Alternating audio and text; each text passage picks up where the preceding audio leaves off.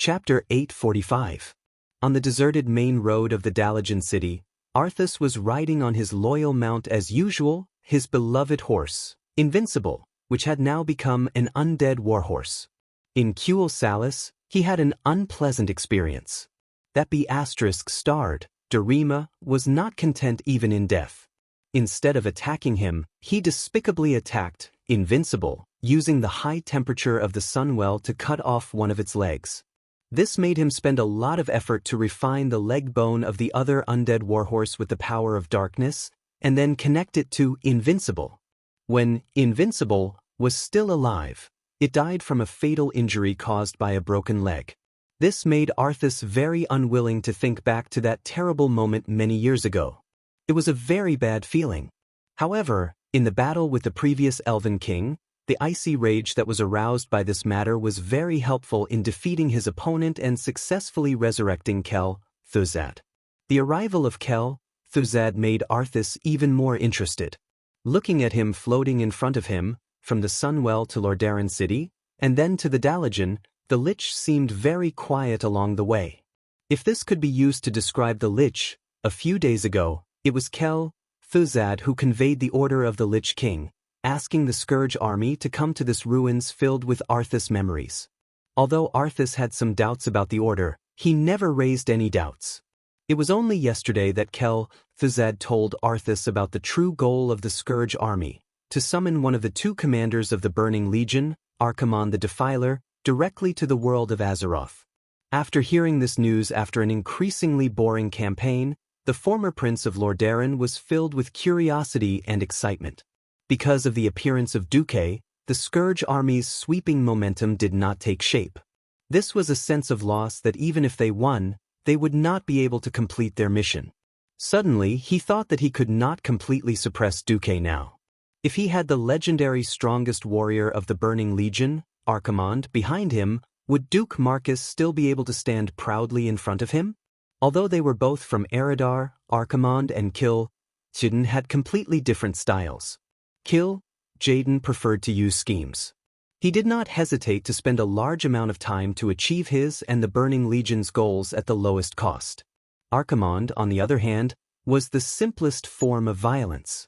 Even as a commander, what he loved the most was to personally go to the battlefield and inflict the most terrifying destruction on the enemy. He enjoyed the pleasure of destroying everything in front of him. This was also why the Demon King Sargeras, who was born as a Titan, and Jaden, who also had extraordinary combat power, rarely fought in the past 10,000 years. This made the other races more willing to believe that the Arkharans were the strongest in the Burning Legion. Thinking of this, the fallen prince smiled. "Take me there, Kel Thuzad." The Great Lich replied respectfully. Arthas was very satisfied with the Great Lich's attitude. Even though the Scourge army had at most 3 Breaking Dawn Great Liches, he still found Kel Thuzad the most pleasing to the eye. Antonidas lacked the self-awareness of being a Lich. Anastrian still hadn't given up on the arrogance of a former king. This fallen Elven king wasn't used to being a servant. In fact, Arthas sometimes wondered if being under the command of the Lich King Nazul was a kind of injustice. The Lich King's power was so strong, and Frostmourne was constantly subtly influencing Arthas' will. This made the fallen prince never think too much in this aspect. Suddenly, a thought came to Arthas' mind. He said mockingly, "You don't hold a grudge against me for killing you? Don't be silly." The Great Lich, who had become an undead, replied. "His Majesty the Lich King had already told me what the outcome of our meeting would be." Arthas looked very surprised. "His Majesty knew that I would kill you?" He frowned and glanced at the sword on his knees. It was sleeping quietly, not whispering, and the runes on it did not flash with power. Of course, there was a hint of superiority in Kel Thuzad's hollow voice. "Long before the Scourge army launched the Wrath of Heaven, he chose you as his warrior." Arthas was a little uncomfortable. It was the displeasure of being fooled. No one had ever asked or revealed his fate. If he had known earlier, would he have happily accepted his fall? He believed this without a doubt. Arthas never liked to be manipulated, But he understood that since he was destined to become a terrible weapon, he could only adapt. The fall was complete. Life was gone. Whether it was his father's, or his master's, if it wasn't for the massacre in the orphanage, maybe he would still be with Uther, his father, and even Jaina. Unfortunately, everything was just an unrealistic fantasy. Since the moment he pulled out, Frostmourne, his fate was already irreversible. He could only walk down the dark path step by step. The seemingly endless road soon came to an end. It was a huge altar that was rebuilt from the central square of the Dalajan. According to Thuzad, this blood altar was inlaid with skulls and countless corpses. It had the same function as the dark portal in the Cursed Land. Why don't we attack the dark portal directly? Arthas frowned. The Great Lich was silent for a moment, and finally replied, "The dark portal used to be a very good choice. But not anymore. The Marcus family spent 10 years to completely fortify the entire Swamp of Sorrow and the Watchtower area in the northern part of the Cursed Land. And all the ground near the stronghold has been treated with holy magic. We can't resurrect anyone who died there into Scourge soldiers." The Great Lich said a lot, but Arthas didn't listen to the end. In just a few moments, Arthas felt the malice of fate for the second time. His intuition seemed to be telling him that Duque had once again blocked in front of him, and it was the kind of block that foresaw everything in advance. Tisk. He spat harshly. It was a cruel ritual that was completed with the sacrifice of 10,000 living people. As the ritual progressed, in the final stage, Arthas could see with his own eyes that the fog rising next to the altar began to change from a stinky red to a strange green. The green fog continued to spin. Then, Arthas found that he could already see the shape of a giant. It was not an ordinary giant, but very, very big. Archimonde's size was beyond all his imagination. Chapter 846. For a person to look up at an existence that was 10 stories tall was already looking up. If this number was multiplied by 3, it would be close to 100 meters, 30 stories. Moreover, it was a living creature. Any ordinary person would only feel a terrifying sense of oppression, as if a mountain was falling on them. Archimonde was really huge. But in the next moment, this giant's body seemed to have been whipped by some mysterious force, and it began to shrink rapidly. What's going on? Arthas couldn't help but cry out. Damn it, it's very likely that the protection circle of the world of Azeroth is working. Thuzad immediately replied, when the Titans of the Pantheon left Azeroth, they left behind 5 dragon aspects and a circle that targeted Titans and other particularly powerful existences. This is why our Supreme Master, His Majesty Sargeras, has been unable to come here for the past 10,000 years. Why couldn't the Demon King directly enter this world, and instead possessed the Guardian Medivh 15 years ago? Why did the Great Lich secretly bring a bottle of polluted concentrated Sunwell water when he resurrected Thuzad? After the Great Lich's quick explanation, Arthas finally understood the general situation. Everything was caused by the magic circle left behind by the Creator Titan.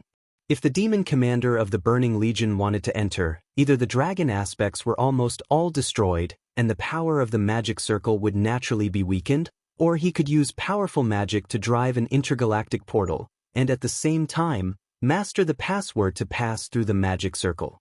And that password was the Book of Medivh. Thuzad spat fiercely, this is a little troublesome. It seems that the Book of Medivh we got isn't complete. Damn Antonidas, he actually left behind an incomplete password. That's another story. After Medivh resurrected, he once visited the Dalajan and warned Antonidas about the invasion of the Scourge Legion. Antonidas did not listen. Instead, he asked the Medivh for the Medivh's book. The reason was that since the Medivh was going to retire, there was no need for him to keep such an important thing. Medivh originally wanted to leave it for Duque, but unfortunately, Duque was trapped in the Karazhan Void at that time. After thinking about it, he agreed. Important things must be protected with enough strength. Later, however, the Dalajan also fell. Then Antonidas, who had turned into a great lich, offered the Medivh's book of his own accord. However, no one knew that this wasn't the original Medivh's book. It was incomplete. Now, he had directly screwed Arcarans over. Suddenly, the illusory giant showed an angry expression, and then let out a roar that shook the heavens and earth. What was that? You stupid little lich. You didn't even check the planet password before summoning me. From the void, a soul punishment came from the highest position. In an instant, the great Breaking Dawn lich was like a dead dog. First, he lay paralyzed on the ground, and then, as if struck by lightning, his body exploded continuously. Arcarans, I didn't mean to tease you. Seeing the powerful Kel, Fizad explode into countless bone fragments, and even his soul was instantly pulled out, wailing in pain in midair, Arthas felt a fear that came from the depths of her soul. Forget it. It's just a small trick.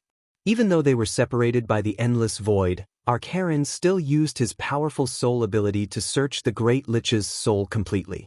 Then his anger subsided a little. The illusory giant opened its arms, as if it was tearing something apart. After a few continuous roars, the void in front of the altar seemed to be torn apart by a huge force. Finally, a huge black hole was torn open, and in the next second, an incomparably filthy aura filled the entire central square of the Dalajan. If not for the fact that everyone in the square was an undying, they would have all been poisoned to death in an instant. The green mist continued to swirl. Then, Arthas found that he could finally see Arcaran's facial features clearly. From the blurred outline of his face, he looked like but not like the dreadlord he was familiar with at the same time. Arthas felt that his skin was greenish-gray, and although the green light shone on him, he still couldn't see it clearly. But there was no doubt that this demon commander's body was very strong. He had a huge barrel-like torso, thick and powerful arms, and legs like a goat. Arcaran's legs were bent backwards, and the ends were not feet, but a pair of cloven hooves. There was also a tail that was deliberately twitching, as if trying to show a calm and controlled demeanor. His arms, shoulders, and legs were covered in shiny golden armor, decorated with skulls and spikes. A pair of fleshy tentacles swayed on his chin, but the most special thing about his long face was not this, but a pair of glowing green eyes.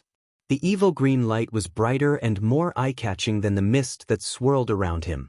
Arcaran's physical body finally entered this world, and his body was much larger than when he was at his smallest.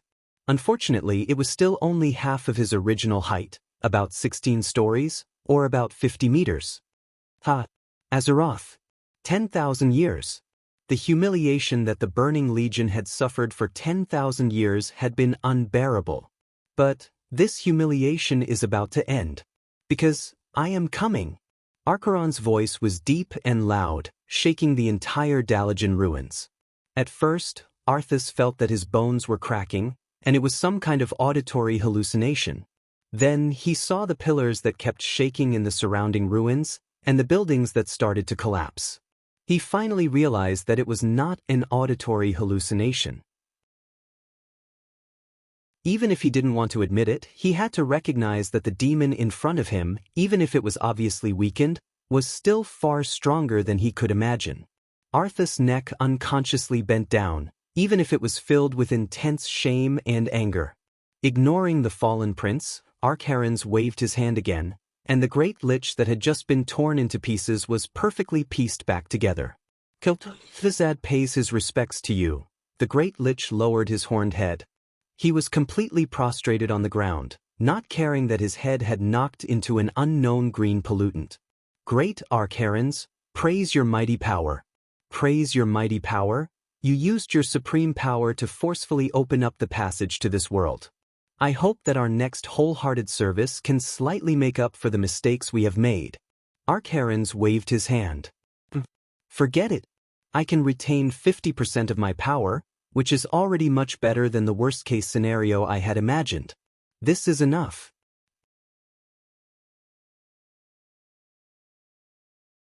Chapter 847. Archimonde's words made Arthas and Kel, Fizad secretly heave a sigh of relief. If it was kill, Jaden, it would definitely be a very severe punishment. Archimonde glanced at the two little bugs in his eyes and did not pay much attention to them.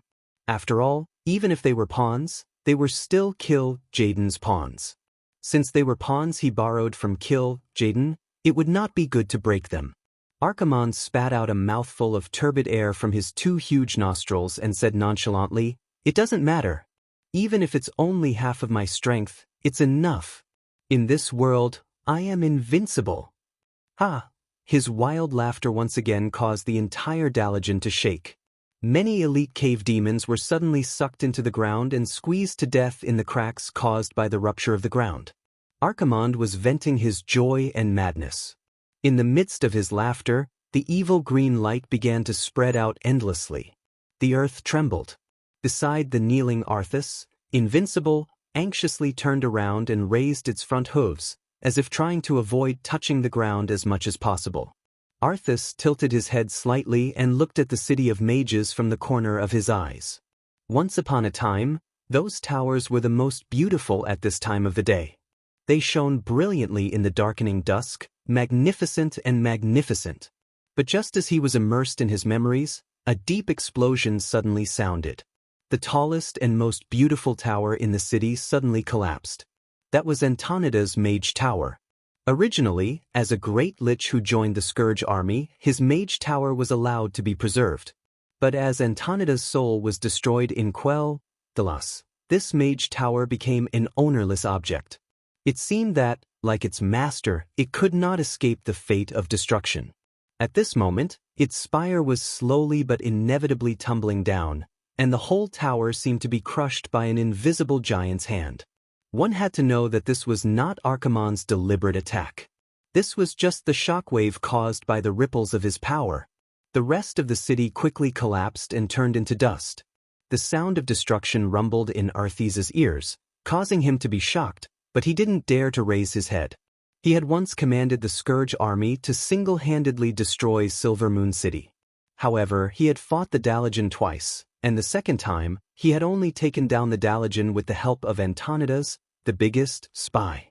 The scene in front of him, it was so easy, just a flick of a finger, destroying Kuel Salis was a hard-fought victory. If he hadn't destroyed Silvermoon City and revived Kel Thuzad, it would have been a complete failure, because in the end, he didn't even face the Alliance army led by Duque. But now, it seemed like Archimonde could easily destroy any magnificent human city, and he didn't even need to be there personally. The disparity in strength was simply too great. Following Archimonde's maniacal laughter, Arthas's most elite Scourge army was also finished. 500 Death Knights, 800 Liches, over 10,000 elite skeleton warriors, and some elite ghouls. There were countless cannon fodder. Only God knew how many would be left in the end. This scene made Arthas's heart ache a little, but he didn't dare to show it. Alright, as long as you're happy, Master's colleague. Kill Jaden loved to settle scores after the fall, making people feel like they were better off dead than alive. Archimonde was the other extreme. He was completely single-minded, and as long as he ignored it on the spot, then it would be fine. Just as Archimonde was laughing wildly, there was a small interlude. Antonida's mage tower, which was supposed to be in a state of destruction, seemed to have triggered some kind of defense mechanism, and it actually attacked on its own. The bright arcane light attracted the attention of most of the strong people in the city almost immediately. Lightning. The flash. The lightning that split the sky was so sudden that many of the strong people only managed to react and subconsciously cast a defensive spell on themselves before the attack arrived. Who would have thought that the target of the Mage Tower's attack was not any of them, but the demon commander Archimonde? Archimonde's response caused Arthas and Kel Thuzad's eyes to widen. His response was no response at all. That was an all-out attack that gathered an unknown amount of Breaking Dawn Mage Tower's mana. Even Arthas didn't dare to take that terrifying amount of mana head-on. However, after the huge explosion, Archimonde tilted his head and didn't seem to be affected at all. Not to mention damage, there wasn't even a black mark on his abdominal muscles that had been hit. Although he knew that low-level mysterious power would definitely be dispelled by top-level mysterious power, the difference was so huge that it was simply unimaginable. Attacking the Burning Legion's commander? If it was Kill Jaden, perhaps there would be chaos, and he would want to chase after the possible culprit, or perhaps tear down the mage tower 3 more times. The arrogant Archimonde didn't care at all. Instead, he turned his head. Tichondrius! With a call, the dreadlord Tichondrius figure suddenly appeared in a black fog. He knelt down on one knee and saluted Archimonde. "Respected sir, are you calling me?" "Kill." Jaden said that the Scourge Legion will be handed over to you dreadlords.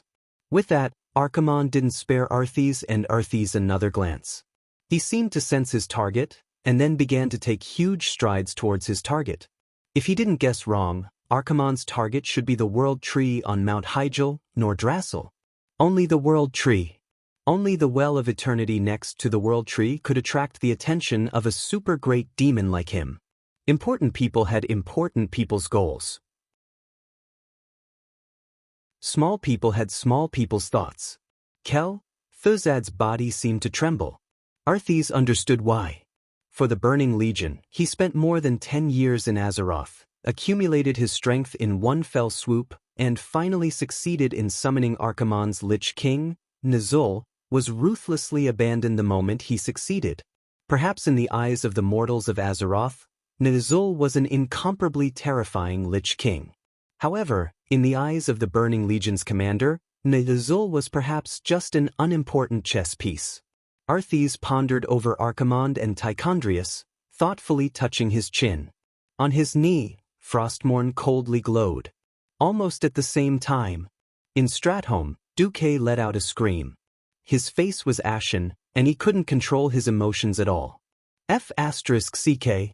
A Breaking Dawn attack. It actually didn't work? Then what's the point of me cultivating so hard?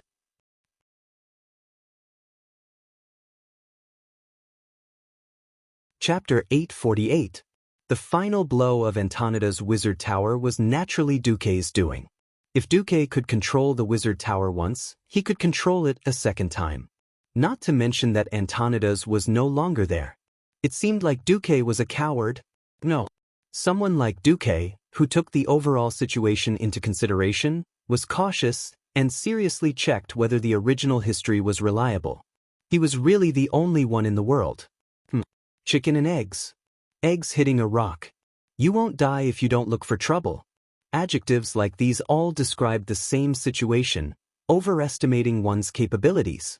Duque never thought that this kind of thing would actually happen to him and the Alliance one day. Immune to magic. Invulnerable. This was simply the legendary invincible overlord body. The real version of Azeroth had gradually drifted away from the world that Duque was familiar with. Of course, this was also due to Duque's efforts. However, the system could not determine how much the world matched. Duque, who was already deeply rooted in this world, still had to muddle along. If he did not kill Archimonde and let him kill the World Tree, once the Burning Legion succeeded, his days would be over. What to do? This was a very challenging thing.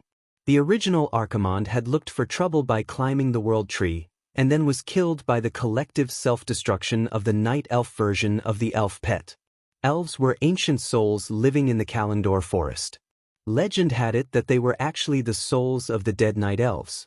Elves and Night Elves lived in harmony and served the ancient trees.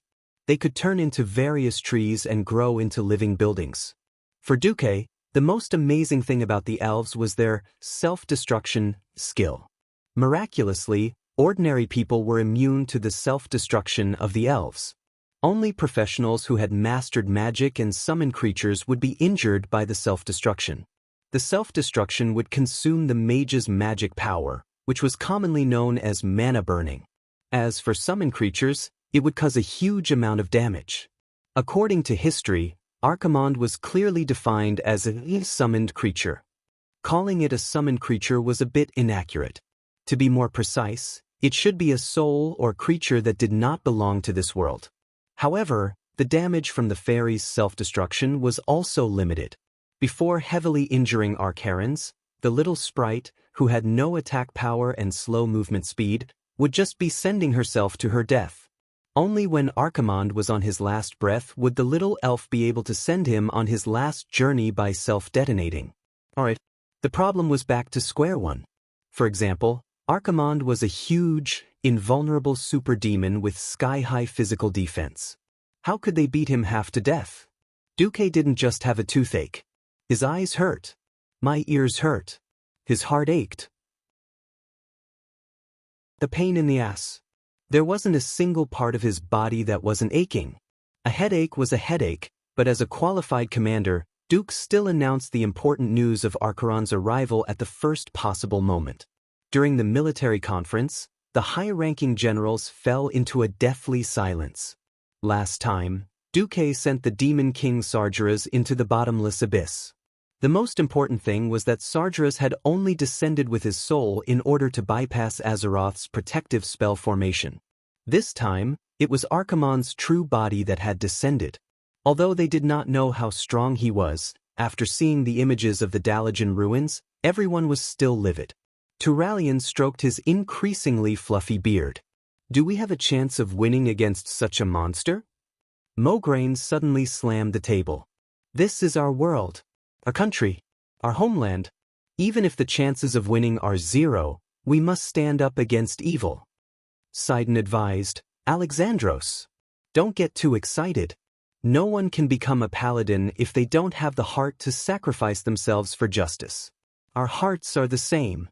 Turalyon is just wondering if there is a better way to get rid of this terrifying demon commander at the lowest cost. Abendis, who had just arrived yesterday, muttered, if we can get rid of it at a price, then that's fine. I'm most afraid that there is no price at all. No price was priceless. There was no way to get rid of it. Duque pondered for a long time, then finally made a decision. Ronan, I'll give you an important mission. I'll send you to the Kalimdor continent. I want you to lead an elite team and find a way to get in touch with the Night Elves as soon as possible. At the very least, warn them of the impending danger. Understood. Ronan nodded vigorously. His eyes were filled with undisguised excitement and passion. For Duque to give him such an important mission, this was undoubtedly an affirmation of him. He had followed that person for more than 10 years. He had grown up chasing after him. This was affirmation from Teacher Duque. Ronan felt the blood in his veins surging. I'll let Lilith accompany you. You'd better choose a reliable paladin from the Alliance. Abendis was stunned, then raised his hand. You can let my daughter Bridget go. Her team has just suffered heavy losses and needs to be reorganized. Sure. Duque had no objections. It was decided. What about us? Mograine asked. A demon commander. This is at least a demigod existence. This is far beyond what the Alliance can handle. I'll think of a way to contact the Dragon Slumber Shrine. But before that, I hope that everyone can spread out to avoid being completely wiped out. When Duke said this, every general's mouth was filled with bitterness. To resist the Calamity Army, the best way was to stick together. Only the strongest formation and the tightest defense could resist the Calamity Army's endless stream of undying. To avoid the Archerons, the safest way was to spread out. Only then could they avoid being wiped out all at once. This sounded like a self-defeating paradox. The alliance formed by all the kingdoms in the Eastern Kingdom actually had to beg the Archerons to go to the more important Well of Eternity and not come to their territories. How sad. Every general's heart was filled with grievances. Duque waved his hand. Alright, that's it for now. I'm going to find Lothar. Ashspring is not bad, but I still need to buy more insurance. Mograine was stunned for a moment, then nodded. His right hand unconsciously touched the huge hilt of Ashbringer. There was no first place in literature and no second place in martial arts. As a powerful warrior of the Alliance and a powerful warrior with a godly artifact, Mograine was too embarrassed to compete with Lothar, who was in poor health, because of his faction. However, Mograine still wanted to know, and he had thought about it countless times. Between his Ashbringer and Quell Zarum, which artifact was more powerful? It seemed like there was a chance now.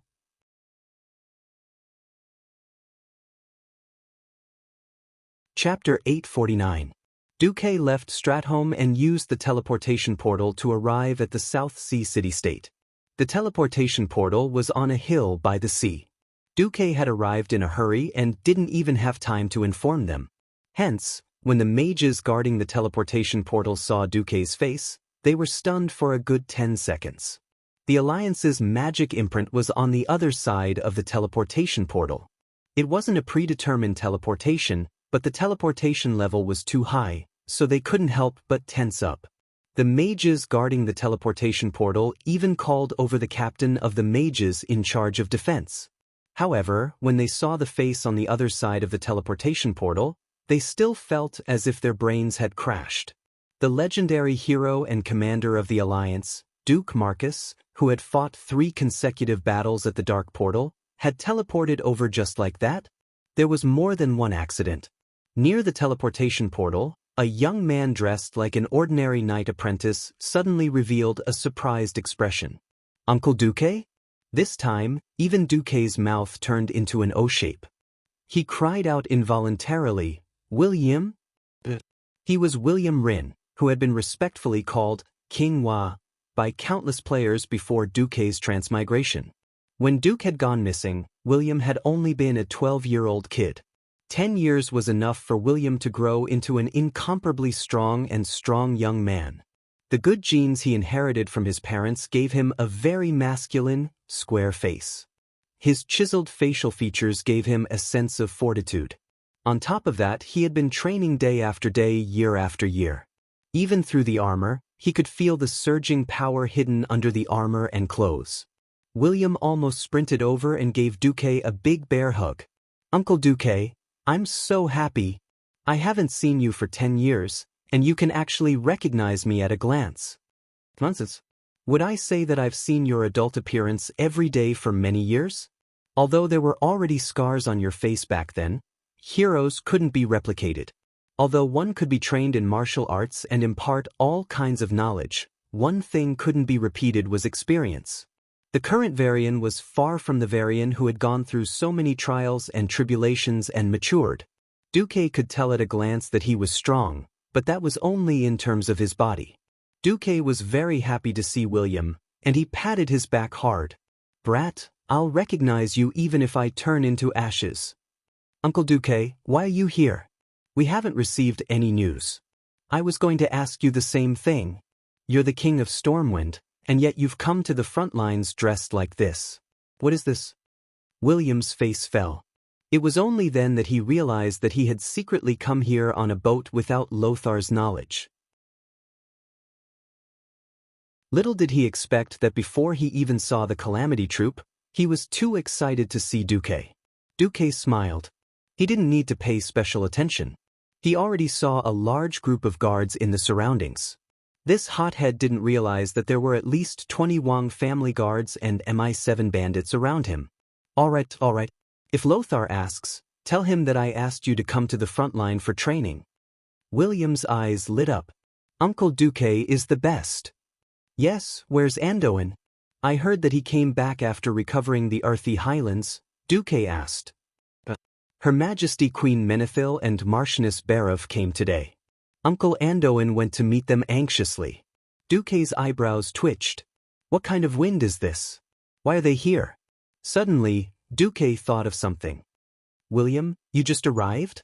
William shrank his neck. Actually, I begged Marchioness Barov to bring me here. I just came ashore." Duque frowned hard. "Come with me, we're going to look for Anduin. Something big has happened." "Something big?" William shivered at first, and then his eyes lit up. He was a rookie who had never really experienced war, but he was also a young man who had grown up under the halos of Anduin and Duque, the 2 legendary figures of the Alliance. He longed for the name of a hero. Almost as soon as he heard the word big, he felt the blood in his body boil. The group of people strode towards South Sea City, the central hub of the South Sea City-state. After more than 10 years of remote management, Illusia had turned Southsea into a commercial city with 50,000 residents and a floating population of more than 100,000. After the 3rd battle of the Dark Portal, a large number of refugees and civilians were sent away, and then a large number of reinforcements from the Iron Furnace Fort and Stormwind City came. This caused the South Sea City-state to have 300,000 soldiers and civilians on the line of defense. Looking at the city that had been militarized, but still retained a large number of traces of commerce, Duque suddenly felt a little dazed. Could Illusia have turned this city into the new Alterac? Along the way, there were soldiers from Stormwind City everywhere. They had long heard of Duque's return, but this was the first time they saw Duque in person after Duque's return. The rookie recruits were shocked to see their commanding officers and their commanding officers' faces filled with surprise. They immediately put down what they were doing and saluted the group of people in the middle of the road. Then, almost subconsciously, they followed. "That's Lord Duke Marcus?" "Yes. The Lord Marcus who saved millions of people in Stormwind City." "Yes, Valentine's Day was also invented by him.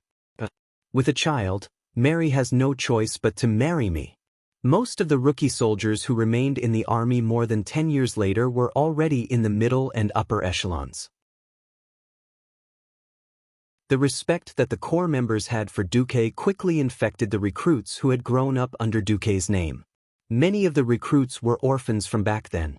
Thanks to the comprehensive welfare system that Duque had introduced, as well as the establishment of a large number of militarized orphanages, the tragic situation of a large number of young children dying by the roadside was avoided.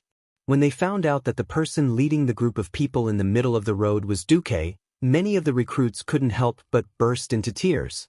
William looked at all this in shock. He secretly clenched his fists and told himself that he would become a great hero like Duque in the future.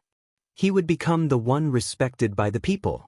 As if sensing William's thoughts, Duque stopped in his tracks, turned around and smiled. "William. Don't worry, you can do it too. You have the potential. I believe that you will be greater than your father, than Anduin, and even than me." William subconsciously stood at attention. He puffed out his chest and sucked in his stomach. Perhaps in his previous life, he was the almighty king who led the alliance. But in this life, he was still a young man who needed encouragement and guidance. After arriving at the majestic military fortress of the South Sea City, Duque was immediately led in by 3 knights after reporting. After pushing open the heavy door, Duque saw 3 familiar faces with pleasant surprise.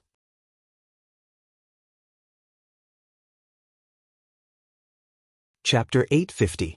Although Duque really wanted to look at Kalia and Illusia's faces, Lothar was too eye-catching. The handsome Lothar of the past could not survive the passage of time. Lothar, who used to have long, elegant, wavy hair, was bald. The Mediterranean Sea above his head was extremely bright. As soon as he opened the door, Duque's eyes were dazzled by the light. "Please forgive me for being immoral or having a low threshold for humor." Just as Anduin opened his arms and was about to hug him, Duque, the jerk, actually held his stomach and squatted down, laughing maniacally in front of everyone. Embarrassment was written all over the faces of everyone present. If someone else had done that, they would have been reprimanded long ago. Who asked him to be Duque? He was clearly young, and Duque had come out of retirement too early. Hence, everyone tacitly agreed that Duque was of the same generation as King Lang and Anduin. The guards at the side also had strange expressions on their faces. It was as if they wanted to laugh but did not dare to. Anduin's movements paused for a second, and then he immediately pounced on Lin Li at a faster speed. That was not a hug. That was the standard clinch move in wrestling. Everyone seemed to be able to hear the crisp sound of Duque's bones. "Help! Kill me! Anduin, you bastard! Put me down!" Duque was very tall, and his physique was comparable to that of an orc warrior.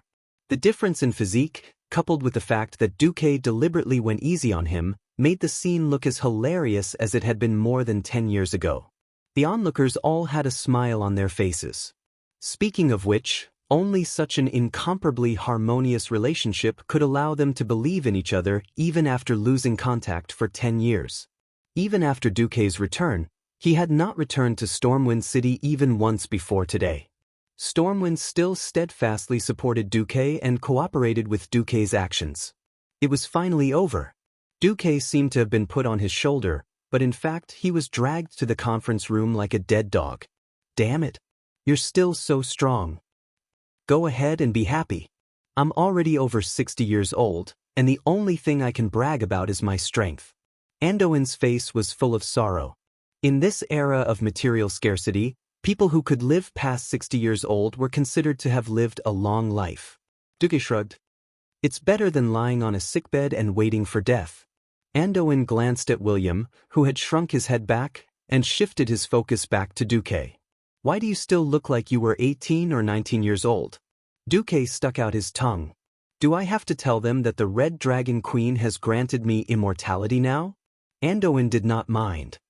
Well, when I first met you, people often said that I looked like a young man in his 20s. Now, it's your younger generation's world. After saying that, he deliberately glanced at Kalia and Alucia, who had not taken their eyes off Duque ever since he entered the room. Anduin secretly sighed in his heart. Ordinary people could not even find a noble lady to marry, but Duque had it easy. When he heard that Duque had officially rejected Jaina, Anduin was not surprised at all. This was because the news that Duque had hooked up with Queen Kalia and the soon-to-be Queen, Sylvanas, had already spread like wildfire. Coupled with the Marquis of the Stormwind Kingdom, who actually controlled the entire South Sea city-state, Lady Alucia Barov, who also had hopes of establishing a new country, it was not an exaggeration to say that Duke had provoked the three queens at the same time. In times of peace, this might have been a war. Fortunately, the Calamity Army was invading, and no one thought about it in that direction. Anduin rolled his eyes. At most, if that bastard Duque wanted to escape from the marriage, Stormwind would protect him. However, business was more important now. Earlier today, there was a violent tremor in the Dalajan. The palace mages of Stormwind deduced that there might be a powerful existence descending. You should be here for this matter, right? The commander of the Burning Legion, Archimond. He has just descended in the Dalajan and is now heading west. He is expected to enter the Endless Sea from the South Flow coast or near the border of Gilnis. His target is most likely the Well of Eternity at Mount Hyjal in the Kalandor continent. With that, Duque played the footage he had recorded from Antonida's Mage Tower. He even emphasized that the attacks of Breaking Dawn mages were ineffective against Archimond. The entire audience gasped in astonishment. A combat power that could easily destroy a city single-handedly. Could this guy really be defeated? In the face of a super demon like Archimond, the power of mortals and the combat power of mortals were 1,000,000 times more laughable than ants. Should they be glad that Archimond did not directly cause trouble for the Alliance after descending? Or was this just the final countdown before the real apocalypse? Under the conference table, Alucia, who was sitting on Duque's left as Duque's vassal, secretly extended her small hand towards Duque. Duque did not refuse, and also used his left hand to secretly grasp Alucia's soft and slender hand. Women were sensitive, and in times like this, they especially needed comfort. Duque immediately held her hand, which made Alucia feel at ease and relieved. She could not help but shout in her heart. Duque did not forget me. Duque did not forget me. Duque did not forget me. Kalia, who was sitting opposite, seemed to be equally sensitive. She noticed the change in Alucia's expression, and from the movements of their shoulders, she could faintly feel the small movements under the table. However, she was sitting here as a queen, so she could only lightly purse her lips and pretend that she did not feel anything. Back to the topic at hand. William was truly fearless. He raised his hand and asked, "Is there nothing that we humans can do?" Duque said in a deep voice, "This is the reason why I am here. We already have an Ashbringer. But I still want to ask, how is Quell, Zarim? Also, if you want to fight against Archimond, your body might not be able to support you." Wait a moment. Anduin walked out of the conference room.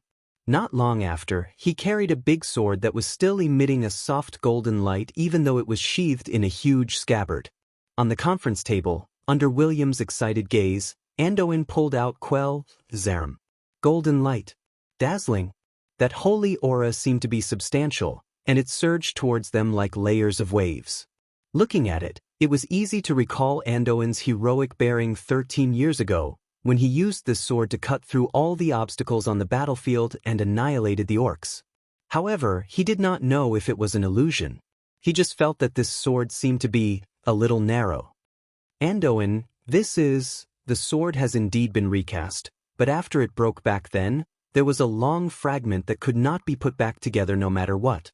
After saying that, Andoin actually took out a long one-handed sword that was also emitting a holy radiance.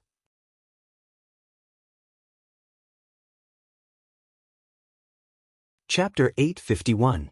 The system genie scanned it, and the general situation appeared. This was the translated version of the information that Duque was familiar with.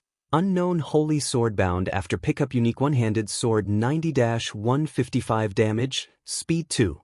0 attribute, holy level, artifact, low level, requirement, Breaking Dawn Mage, non-evil alignment. It is estimated that the attributes of the equipped user will be increased as follows. Plus 32 stamina plus 42 agility. Equip increases the critical hit rate of your physical attacks by 36. Equip increases the critical hit rate by 50. Equip increases the attack strength by 108.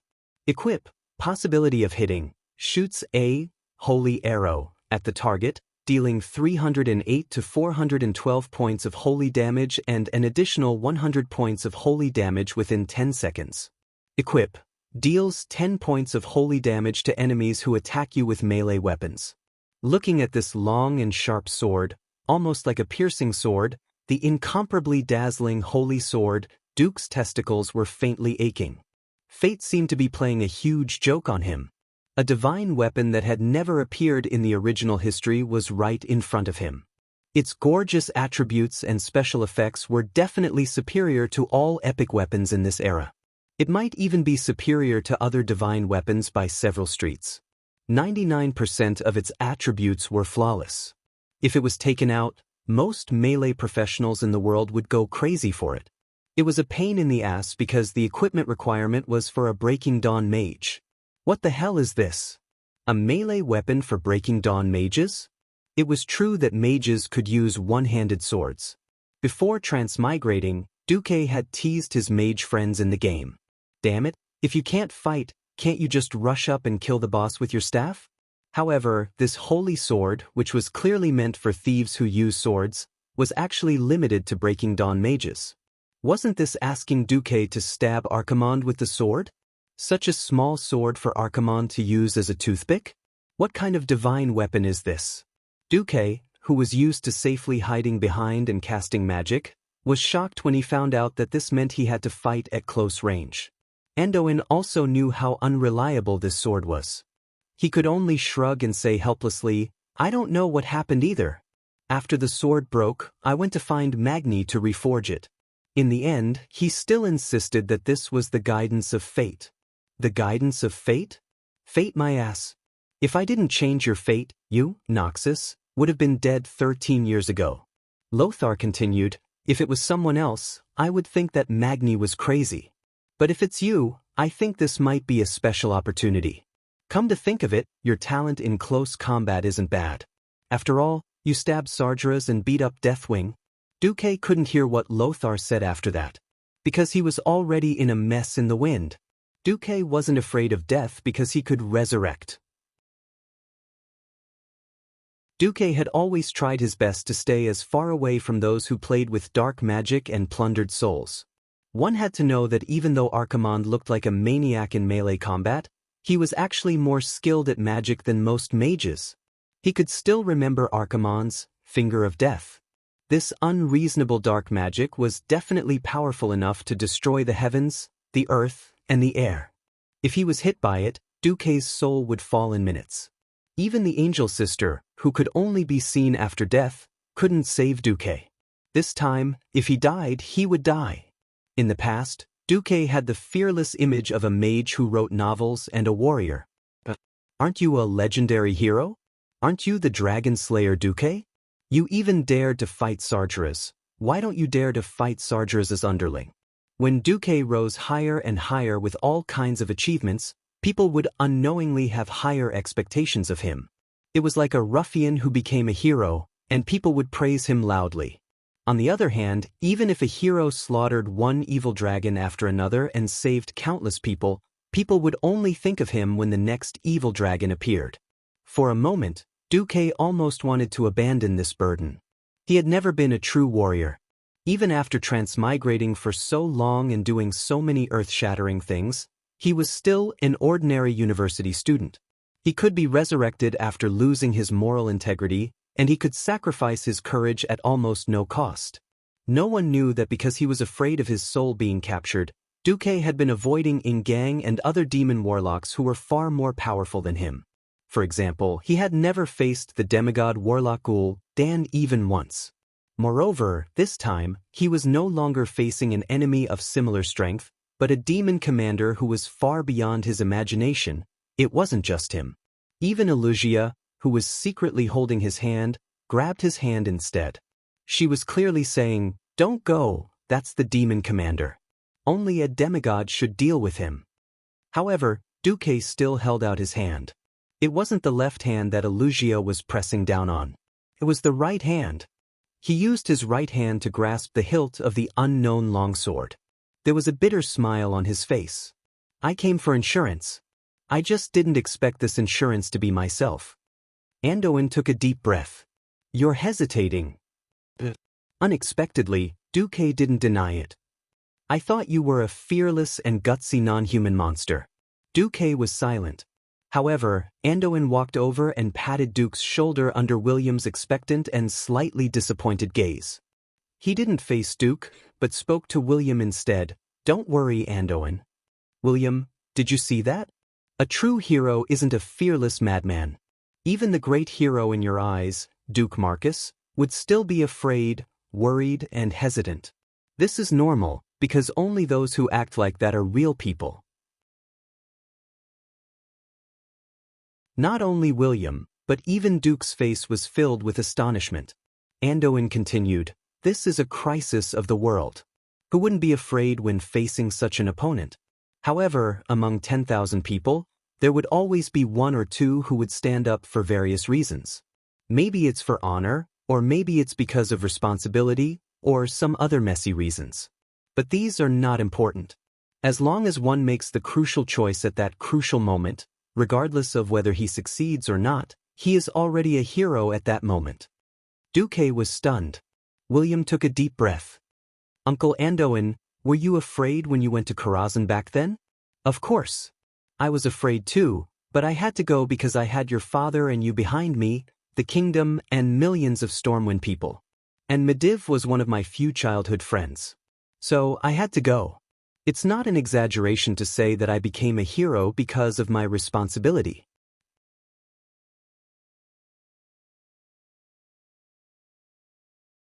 Chapter 852. At the age of 22, Varian was at his most hot-blooded. He longed to make a name for himself, and to one day become a hero on par with Uncle Anduin, whom he admired the most. It wasn't that he didn't like Duque, but that Duque was a mage after all, and they weren't on the same path. Anduin's words were a good wake-up call for Varian. He humbly lowered his head and bowed to Anduin. At this moment, Kalia, who had been silent all this while, spoke. Even though she had matured a lot, she still had the unique voice of a young girl. "Duque, is there anything else that Rotterdam can do for the Alliance?" Duque tapped the table lightly with his left index finger. If the unrecognizable course of history hadn't changed, then in less than 3 months, once Archimonde knelt down, the power that the Burning Legion transmitted to Azeroth would immediately weaken. By then, Lich King Nuzul would lose half of his strength. Logically speaking, waiting until then to counterattack was the most ideal. But doing so was a little too passive. First of all, this was on the premise that Archimonde had to kneel. If Archimonde was too powerful in this life, and really destroyed Mount Hyjal, settled the Well of Eternity, and destroyed the World Tree, that would really be the end of everyone. Secondly, the Alliance had preserved more vitality than in history. At least 2/3 of Rotterdam's elite army was preserved, which gave the Alliance more confidence.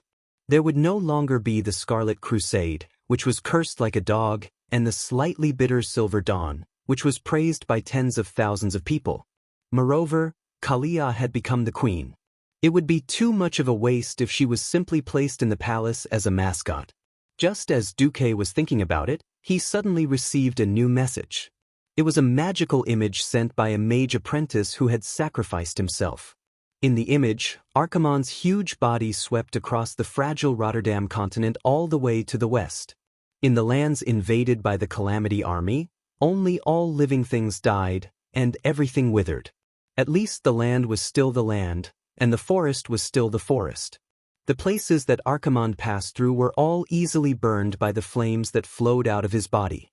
The ground was sinking, and everything that could be burned was turned into ashes. Perhaps this was why they were called the Burning Legion and not the Devil Legion. In his heart, Duque cursed fiercely, "Damn it, since this guy can teleport here, why can't he teleport directly to Kalimdor?" Although he was cursing, Duque still asked the officer who had sent the message in detail.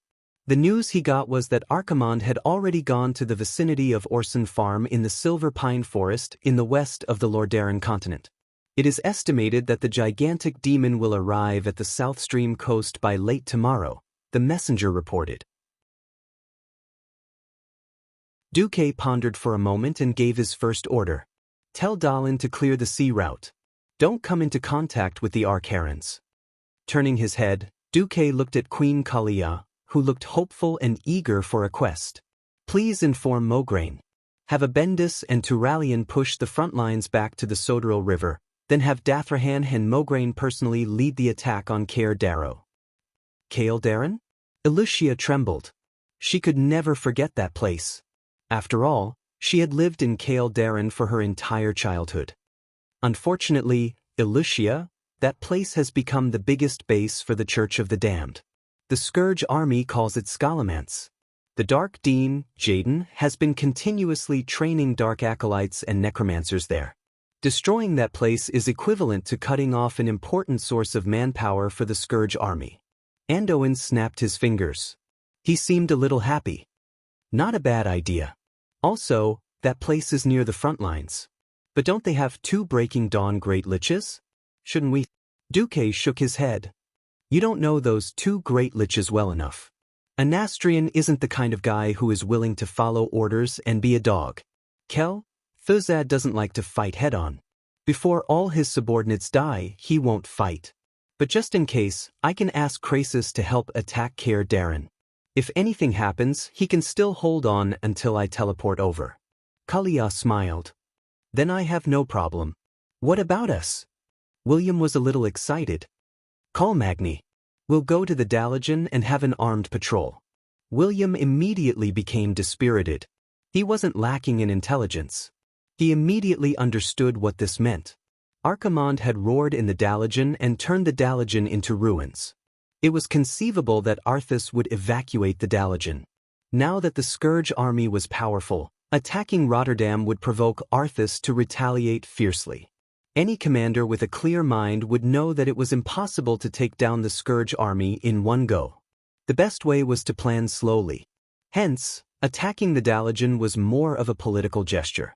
Just like a few days ago, Lothar had recovered the Arthi Highlands and Rapidwater Castle, which had almost no organized undead army. On the surface, it was said that they had recovered a lot of territory, but in reality, it was just a piece of empty land.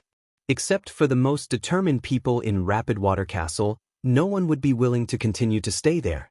In fact, in the past week, more than 100,000 Gilnis and Storm Guardians had responded to Jaina's call and boarded the ship or were preparing to board the ship to go to the paradise in their hearts, Theramore, which was on the other side of the endless ocean.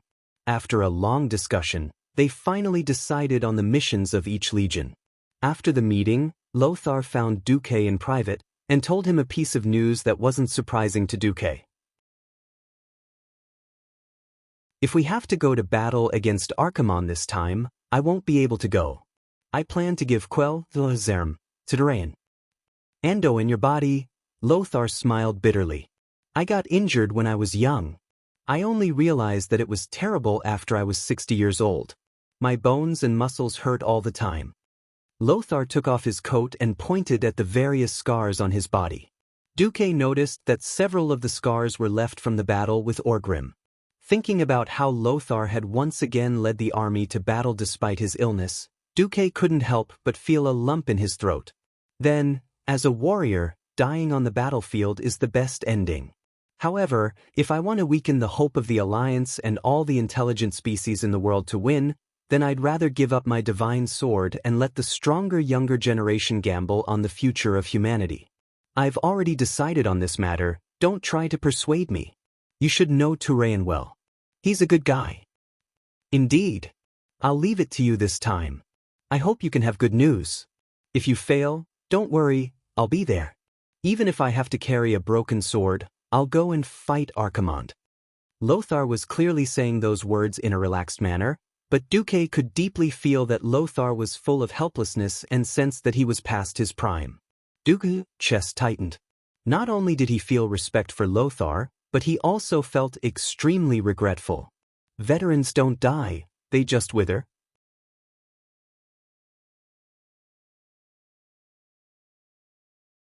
Chapter 853.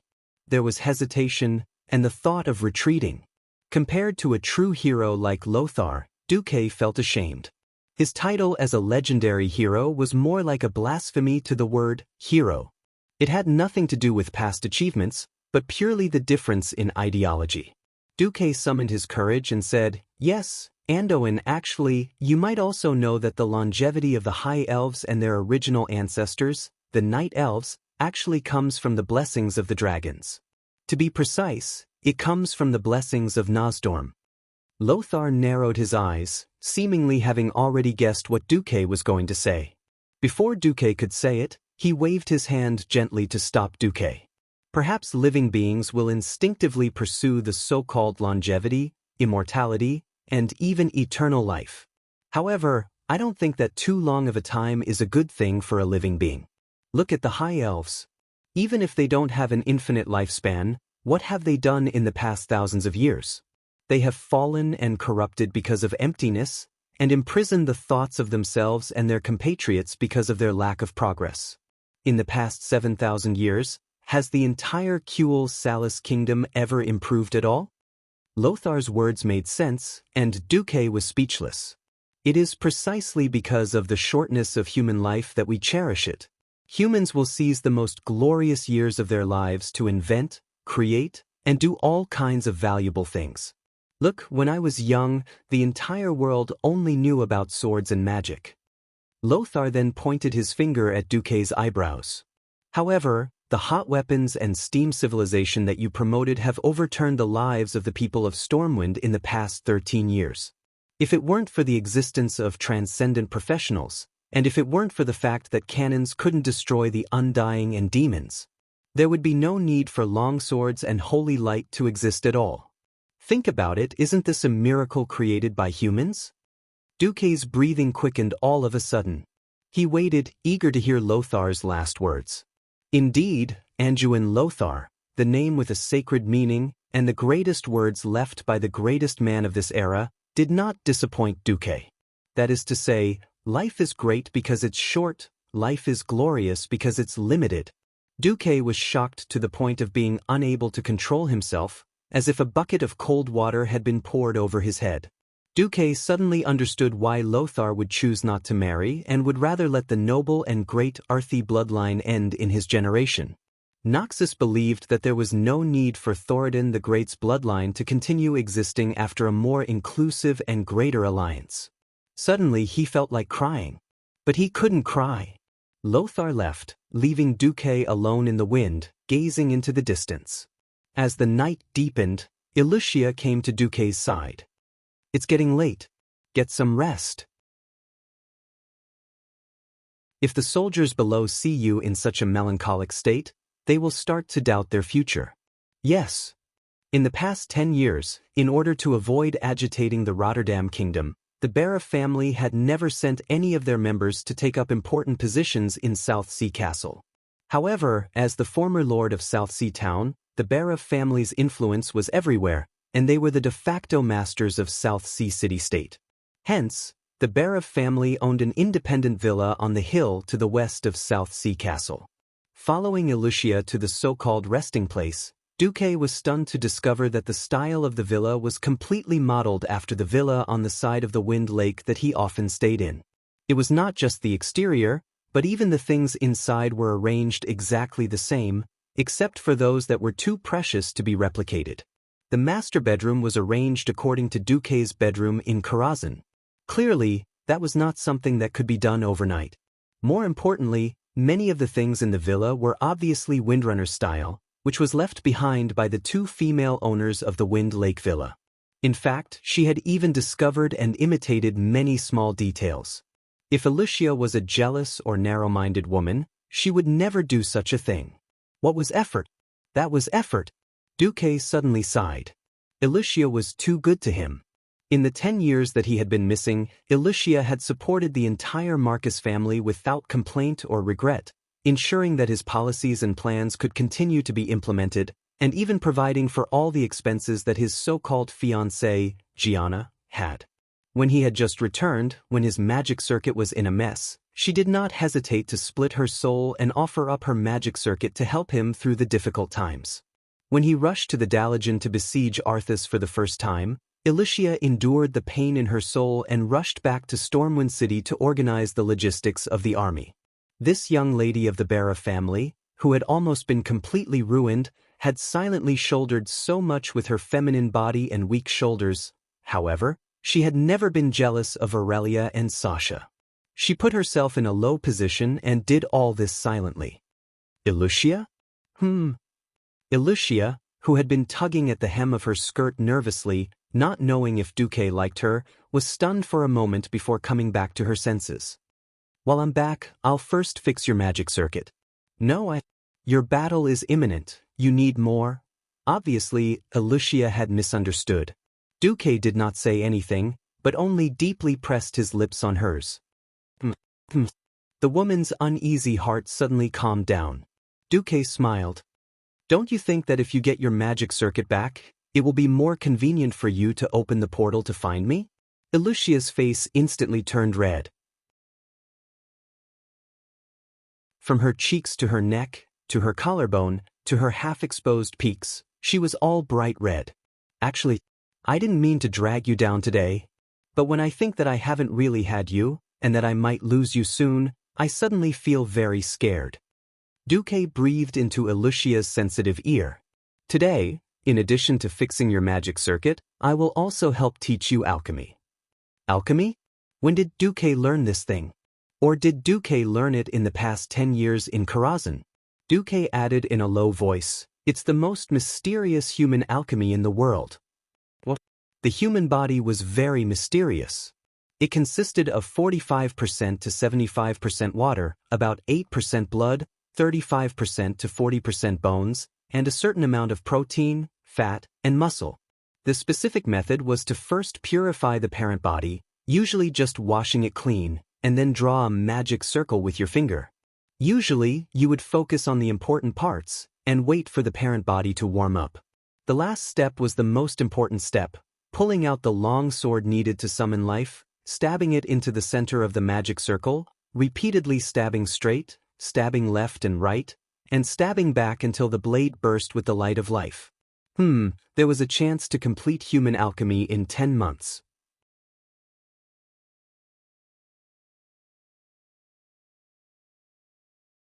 Chapter 854. The moonlight was bright, and the beauty was as beautiful as water. As if afraid that her beloved pillow would run away, Alicia hugged Duque tightly and refused to let go. The beauty was exhausted. Duque had been holding back for too long and had gone overboard on a whim, tormenting her greatly. However, Alicia was like a moth flying into a flame, fearless of her own safety, and welcomed him with all her might. When Duque came back to his senses, he realized that this was a combo that Aurelia and Reisa together might not be able to withstand. Would there be any deaths? Would it kill someone? The above two sentences should be understood from two different perspectives. Chinese is a wonderful language. Sensing that Duque moved, Alicia trembled like a frightened rabbit. She struggled to open her tired eyes and said almost subconsciously, "Duque, don't go." Duque was speechless. He gently stroked Alicia's head and said softly, "I won't go, I won't go." Only then did Alicia wake up. She raised her head, and there were still faint traces of tears in the corner of her eyes. Duque suddenly felt heartache and wiped away her tears with the softest of movements. "I'm sorry I hurt you." The black-haired beauty made a mellow nasal sound, and then smiled softly. "This pain is really nothing compared to the 13 years of waiting and mental torture. It's a pity that I can't give you my most beautiful 10 years. Women were like flowers, and Alicia's most dazzling and blooming age had just passed." Using her finger to gently draw meaningless symbols on Duque's trained abs, Alicia said faintly, "I'm not a jealous woman. As long as you can occasionally come and pamper me, I'm willing to die." So, where else could he find such a good woman? For a moment, Duque felt that starting a harem was a very immoral act. But after being together for so long, it would be a sin to leave anyone behind. But he would get used to it after a while. However, Duque decided to give Alicia a gift. "Close your eyes." She had doubts, but she did not hesitate. She knelt there and propped herself up without any concealment, revealing her beauty. She then gently raised her head and closed her eyes, quietly waiting for Duque to make his move. She trusted Duque unreservedly. Even if Duque gave her a sharp knife to kill herself in the next moment, she was willing to accept it. However, what she got was a surge of heat that she had never experienced before. It was like a clear spring in the mountains in summer. At the same time, it was like the boundless growth of cheerful vitality in spring. She could clearly feel that the white hair that she had grown due to working overtime and staying up late had fallen off by itself. The dry and split ends of her hair had also disappeared without a trace. There was also her skin. Although she had always taken good care of it, how could the skin of a 28-year-old mature woman be comparable to that of an 18-year-old girl? But at this moment, she felt as if an endless source of life was nourishing every corner of her body. Every inch and every cell in his body was singing in joy. "Ah!" Alicia finally cried out involuntarily. She looked at her delicate palm in disbelief. Then, almost recklessly, she turned around and rushed to the only full-length mirror in the room. The next moment, she suddenly understood what Duque's gift was. It was something that almost all human women in the world secretly yearned for and had always been envious of the High Elves: eternal youth.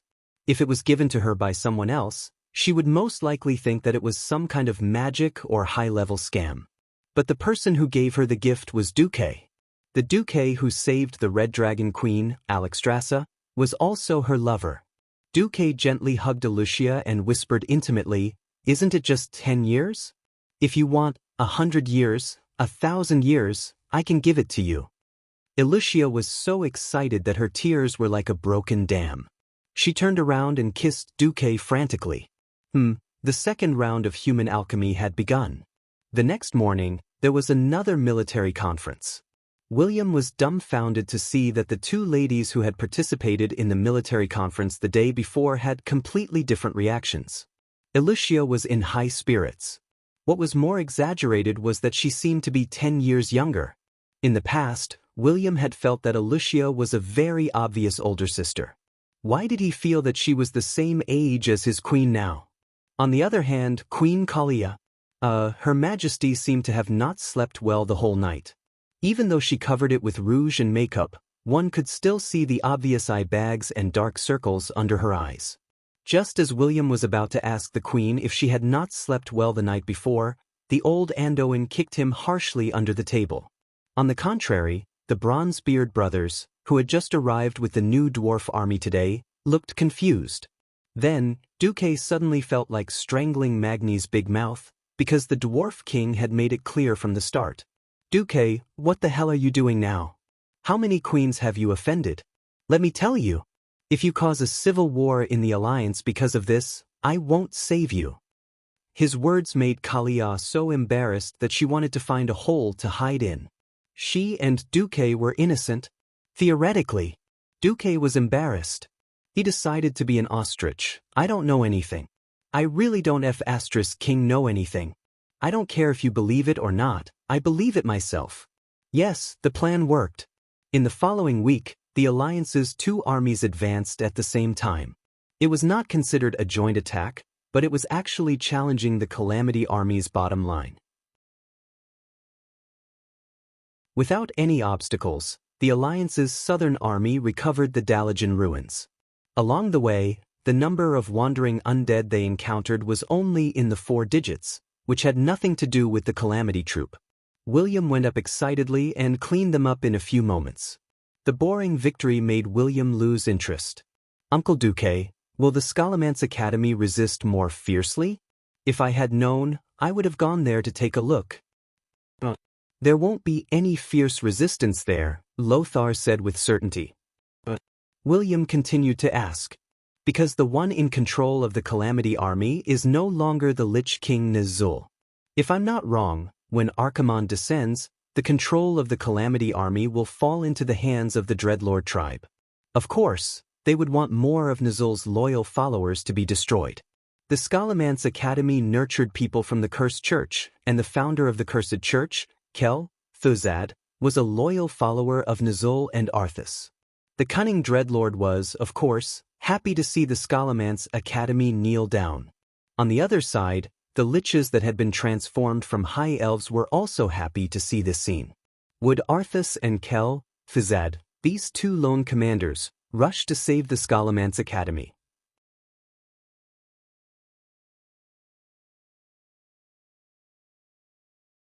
Chapter 855. Caer Daren, the former base of the Bara family, was on the island in the middle of the lake.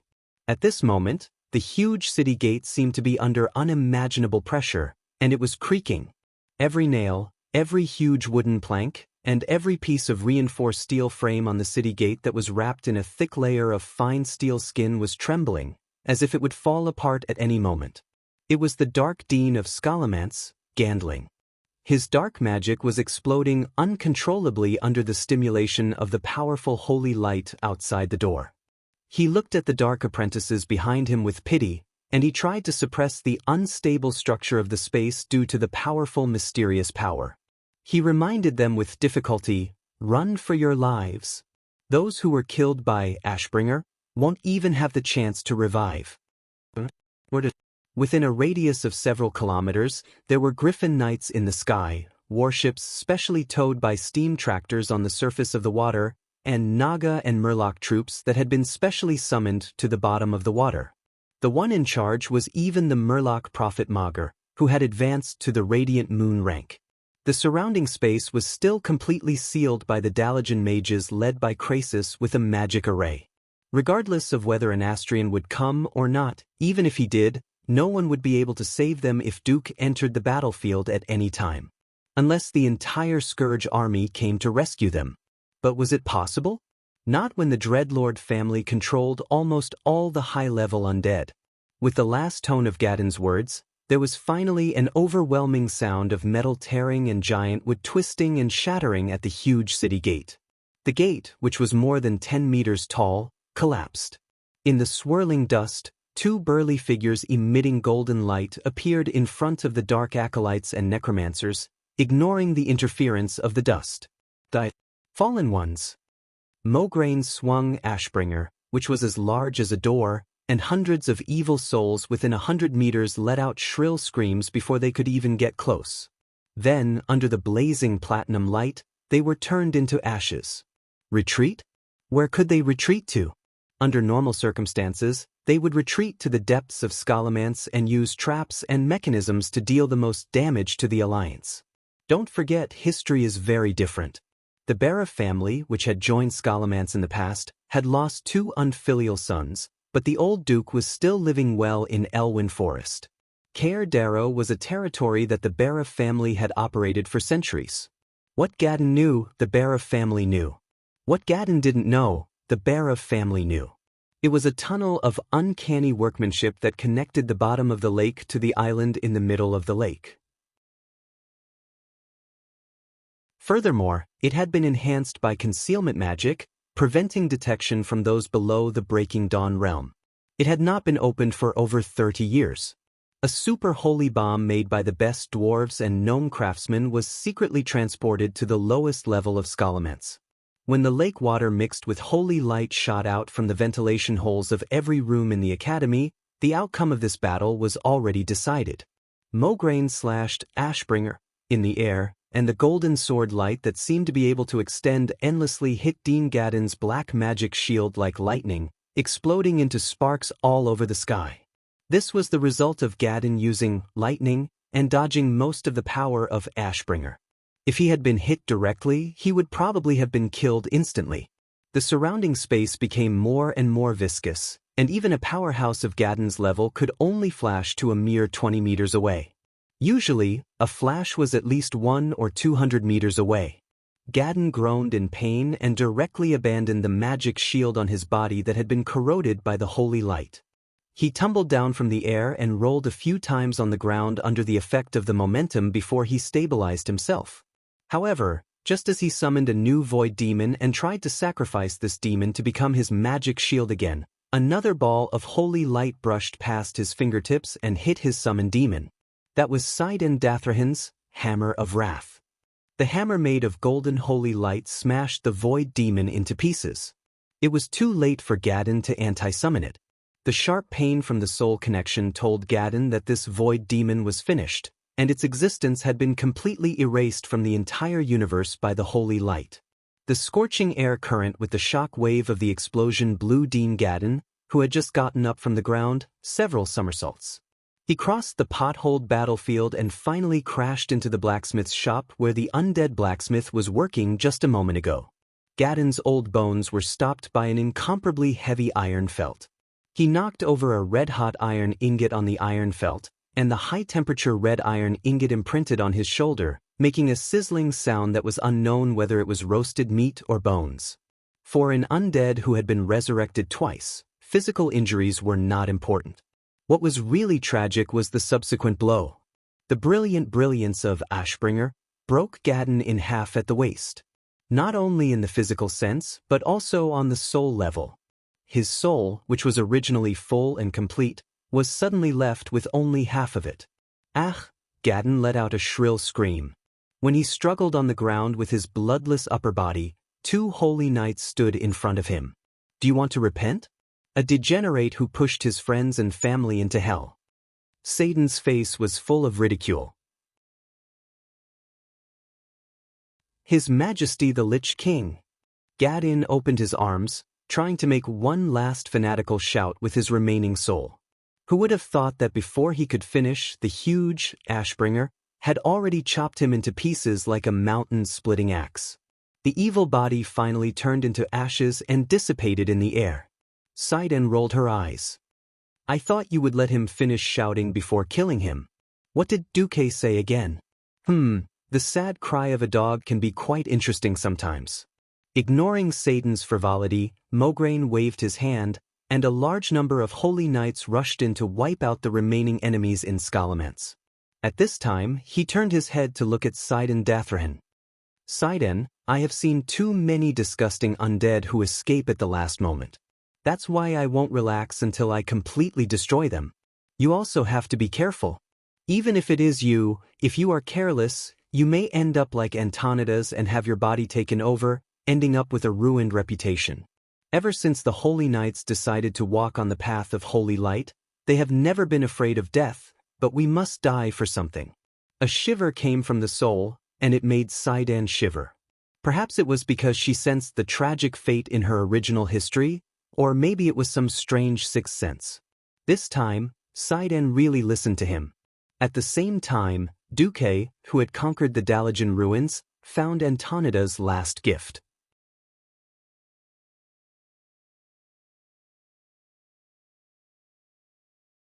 Chapter 856.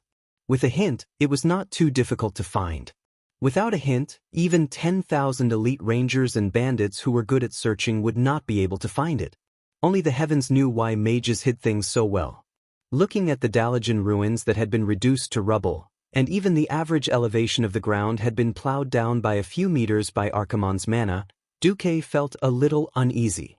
Because what Antonidas wanted him to find were 3 sewer pipes that were 200 meters east of his mage tower. They looked no different from the other sewer pipes in the Dalajan.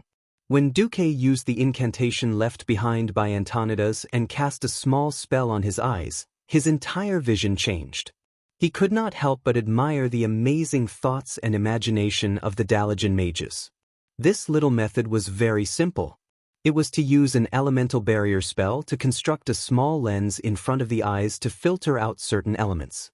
At this moment, it was filtering out all the frost elements, 2/3 of the fire elements, and 1/4 of the arcane elements. What appeared in front of Duque were 3 large arrowheads. Obviously, the focus of the 3 arrowheads was the treasure buried deep under the Dalajan ruins. It was an underground treasure vault that was 168 meters underground and covered by a layer of rock with a magical array. First of all, this depth was already insane. Secondly, it did not matter if it was dug out by the dwarves who were good at digging holes. The treasure vault had a perfect self-destruction function. Forcefully opening the treasure vault would only result in a floor full of debris. Duque, accompanied by Elugia who had recovered as a radiant moon mage, as well as Andoin, William, and the Bronzebeard brothers, sighed deeply and used a unique spell to activate the few remaining sewer pipes. Brian found that he could see through the ground and see the water pipes that were buried underground. The pipes were so bright that he could even see the surface of the ground, and they extended all the way underground. Brian was dumbfounded. What the hell? Brother, it's a pity that Muradin is not here anymore. If he was, he would definitely nag us for at least 10 years for missing out on this. Magni knocked his hammer lightly on Bulang's head. Fool. We don't have to keep it a secret. His spirit in heaven will see it. Duque didn't dare to speak at all. Was he supposed to tell Magni, I purposely didn't tell you that your brother is still alive so that you can turn your grief into strength so that you can focus on creating Ashbringer? Duque, who was a little conflicted, decided to find a chance to confess later. All right, I'll send my doppelganger down first. Wait. Generally speaking, a Dalajan treasury like this is completely isolated from magical communication. Even if it's an avatar, how would it be able to send a message back? Duque smiled mysteriously. I have my own plan.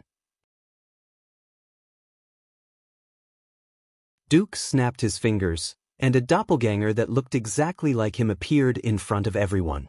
Even its movements were vivid and lifelike. Magni's mouth gaped open. What the hell? Are all magicians this good at magic tricks? Bulang echoed, That's right, that's right. Almost at the same time, the 2 Duques spoke. Duque's doppelganger, who was walking towards the magic array that appeared, smiled. If other Breaking Dawn mages hear this, they might beat you up. The real Duque shrugged. Fortunately, you're my brother. I don't care if my magic is said to be the magic of wandering mages. The 2 dwarves' jaws dropped, and they couldn't close for a long time. Apart from the 2 dwarves, William was also shocked speechless. He turned his head and looked at Lothar with his young face. Uncle Andoin, are all Breaking Dawn mages so powerful? What should I do if I really have to fight a Breaking Dawn mage? Andoin touched the back of his head, only to realize that there were no hairlines on his forehead. He sighed awkwardly. No, regardless of whether he's a Breaking Dawn mage or not, it seems that Duque is the only one as perverted as Duque. As for fighting a Breaking Dawn mage, unless he has the skills of a pioneer warrior, there's no way he can fight now. Who knew that even Elucia was muttering softly, if Duke really had that many, we wouldn't have to fight so hard. Duque was speechless. He really didn't know if Elucia said that for him, or if she was just expressing her feelings. Antonida's magical defense array was very complete, and all types of magic were isolated. Once the doppelganger entered, not a single magic message could be sent out. Even so, Duque had a solution. After a while, a short and long knocking sound came from the depths of the earth. Of course, ordinary people wouldn't be able to sense such a weak vibration, but the system elf could. A simple Morse code would solve the problem. Short, short, this is S. Short, long is A. Short, long, yes is F. Short, is E. Safe? Duque said in a language that the others couldn't understand, causing them to be stunned. It was still Magni who was the most sensitive. He suddenly raised his hand and shouted, Wait, your doppelganger uses knocking to send signals? Is it Morse code? Of course, Duque answered instinctively. Magni immediately took out a loudspeaker and placed it on the ground, pressing it to his ear. He even made a shoo gesture for everyone to be quiet. His third brother did the same. The two respectable dwarves huddled on the ground, listening to the weak sounds coming from the depths of the earth. It had to be said that when it came to digging underground, dwarves were first-rate experts. There's really a sound, although it's very weak. Magni was the first to shout. Heavens! Why didn't we think of this before? Metal conducts sound better than metal. In the future, we can rely on knocking on the rails to send the signals we set. The magical Bulang understood by analogy. We don't have to be exploited by those greedy human magicians anymore. Last time, that bastard said that my spies told me that my precious daughter was hanging out with a charcoal-like dwarf. He even dared to charge me 500 gold coins for this information. I only found out later that my spy didn't send such a message at all. Magni was indignant. Duque looked constipated. In fact, he really wanted to tell Magni, your precious daughter is really like a charcoal-like dark iron dwarf, and it's King true love. Now, Duque didn't dare to complicate the issue. The alliance was already annoyed enough. He didn't want another battle between the Bronzebeards and the dark iron dwarves, at least not now. Ignoring the Bronzebeards, who were ecstatic because of the sudden discovery, Duque walked into the portal with Xianxia. A halo covered both Duque and Xianxia. After a feeling of descending like an elevator, Duque saw a small room. It was a room covered in frost.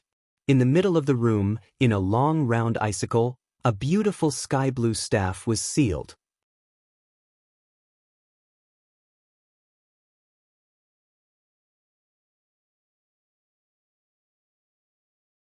Chapter 857. The white staff had a psychedelic translucent feel to it. At the top of the staff was a round blue base. On the base was a white jade-like angel with both hands clasped together in a praying posture. It looked a little like white jade, but upon closer inspection, it looked like a silver-plated metal. It was a staff that should have been frozen in an ice pillar, but behind the angel statue were 12 blue arcane stars that were distributed in the shape of a clock, rotating slowly in a clockwise direction. It was exceptionally beautiful. Duque said casually, this should be a gift left behind by Antonidas. All women love to be beautiful. Xianxia subconsciously cupped her face and exclaimed, wow, what a beautiful staff. It's a pity, this aura is only used by Breaking Dawn mages, isn't it? Duque smiled and gazed at Xianxia. I'll use it for the time being. I'll give it to you when you reach Breaking Dawn? Xianxia was stunned. Then, what are you going to use? I don't really like using staffs, unless it's a very powerful one. Otherwise, I won't bother using it. After saying that, Duque thought of something and added, actually, I still have the Tish, the legendary staff of the Guardian, from Mediv.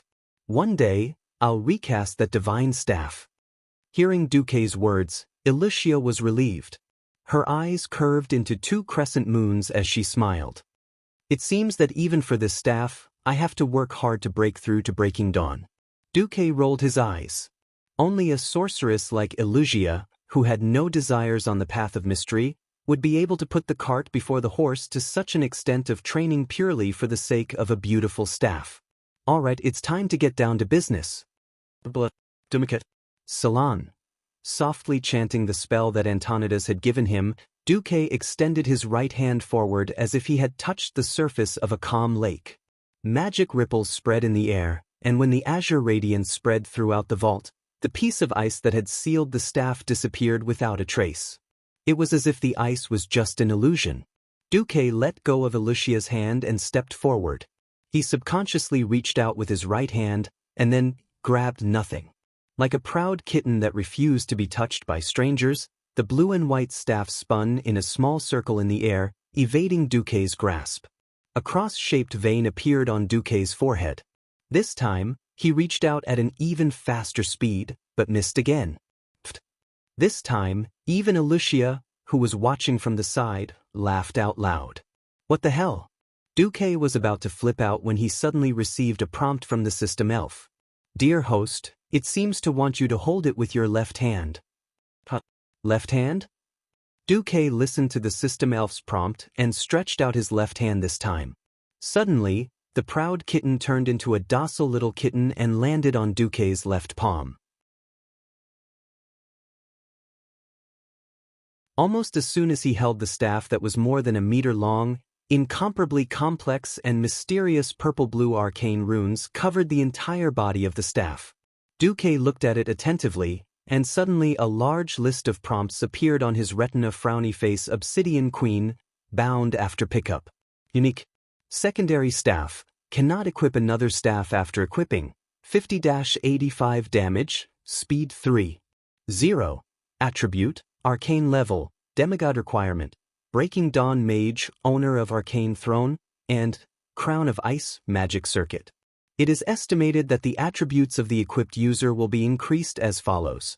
Plus 50 Endurance, plus 88 Intelligence equip, plus 20% Arcane Magic Damage equip, plus 40% Arcane Magic Conversion Efficiency equip, plus 20% Critical Strike Rating equip.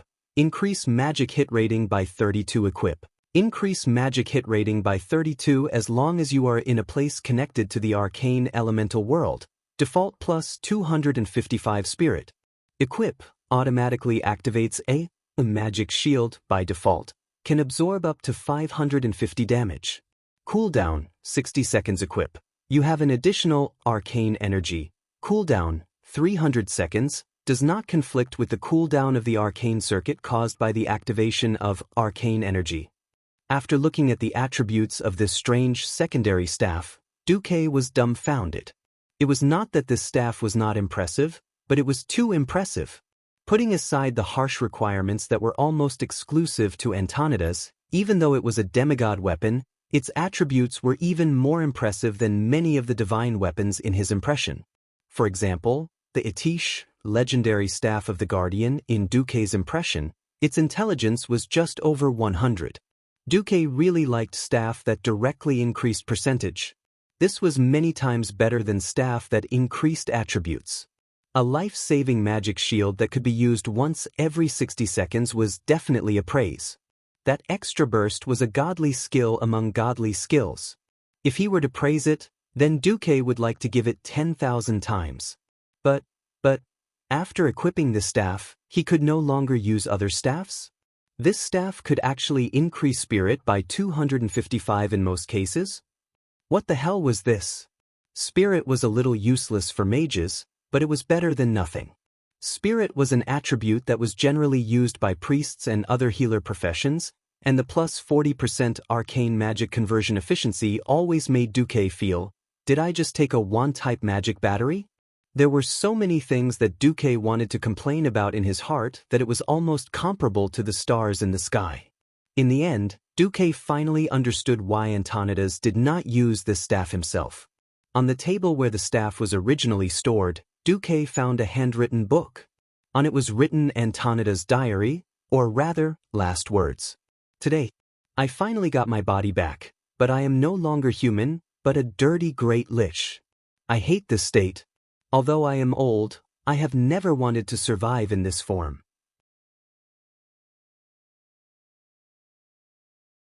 However, I have to hypnotize myself and tell myself that if I can continue to exist, I can do more magic and explore more mysteries. Otherwise, I will not be able to fool that bastard Nazul's soul search. I am going to Kuel Salus soon, but today the Dreadlord asked me for the Book of Mediv. I guess it should be to summon a super demon from the Burning Legion, perhaps kill Jaden or Archimond. I guess it is more of the latter. Fortunately, I have a copy, which gives me a chance to tamper with it. I used a part of my own soul to replace some key bytes. If I fall, this copy will naturally be damaged. Duque, I do not know if you will see this handwritten book. If you see it, I hope you can understand how powerless pure elemental damage is against a truly powerful demon. Just like how I was defeated by the Dreadlord. You need to highly concentrate your magic, otherwise you will not be able to harm these great demons. Perhaps my path is wrong, but at least there is hope.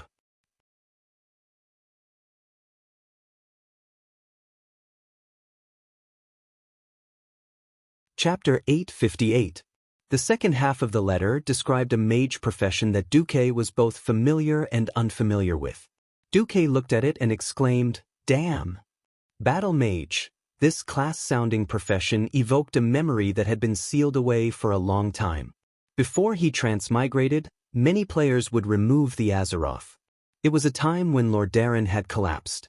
The once glorious people of Lordaeron had formed the famous Scarlet Crusade. In the Scarlet Crusade dungeon, there was an area called the Scarlet Zone. The Scarlet Zone was not a popular dungeon and most players were not familiar with it, so it was common for the team to be wiped out. But the most terrifying elite monsters were even scarier than the bosses.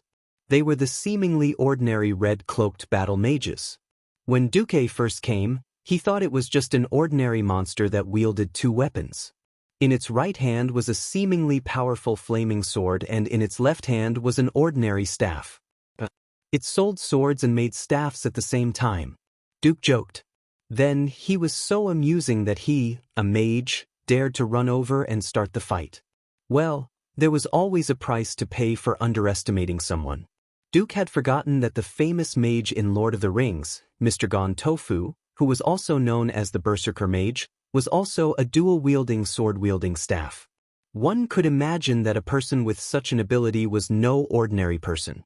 These elite pharaohs' skills were quite strong. Their arcane explosion could push Duque back and attract more monsters. The shockwave from Morning dealt a lot of fire damage, and it also had a movement speed reduction effect. There was also the continuous damage spell Sacrifice.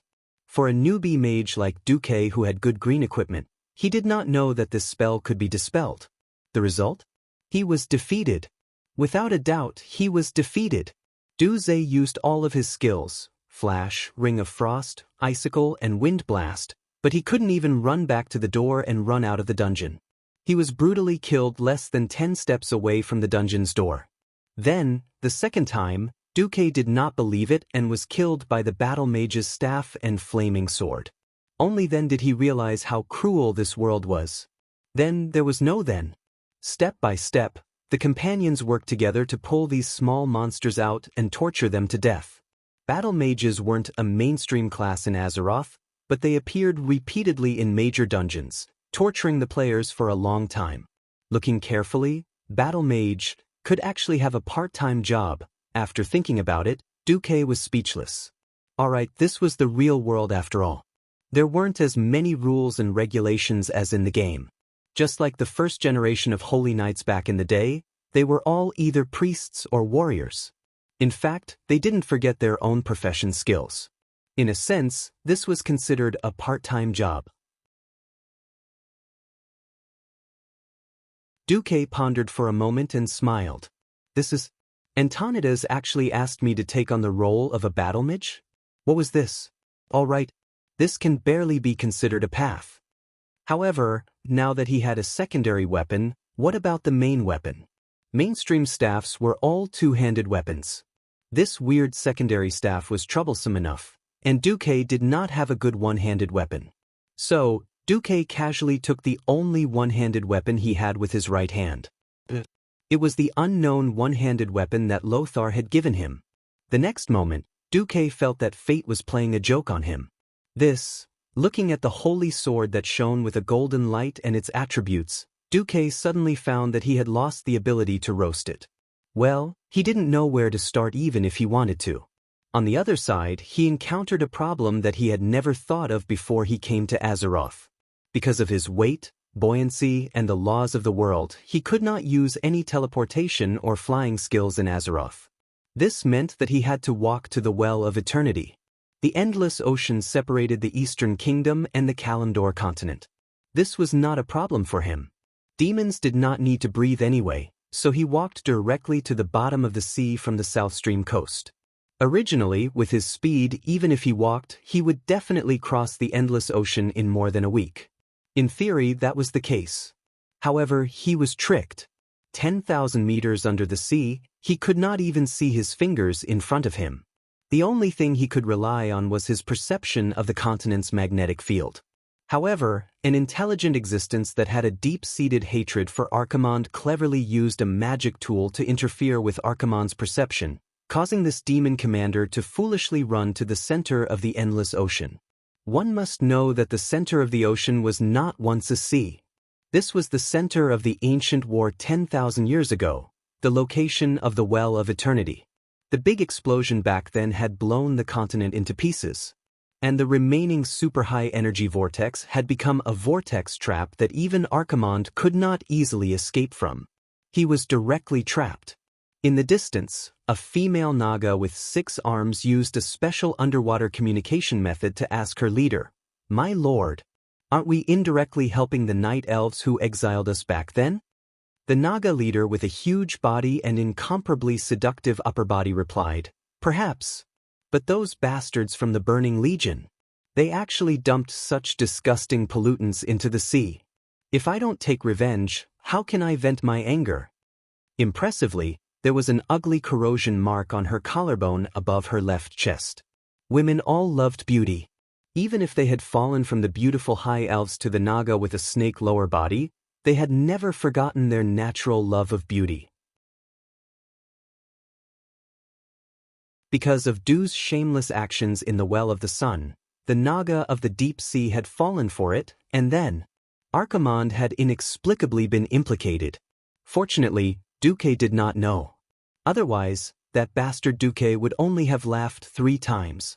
No one had thought that things would actually turn out like this, buying incomparably precious time for the creatures on the 2 continents.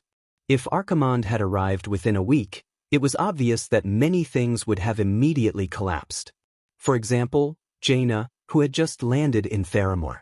For example, the tribal army that had arrived not much earlier than Jaina. And then there was Duque's side. 2 incomparably exquisite invitations were almost sent to Duque's hands at the same time. When Duque saw it, his eyes widened. It must be something important for Mograine to abandon the army and personally come to invite Duque. Her Majesty Queen Kalia's official ascension to the throne, please do me the honor of attending the ceremony. Next to her, also very familiar to Duque, was the youngest of the Windrunner family, Lilith. Second sister is going to be queen, remember to come.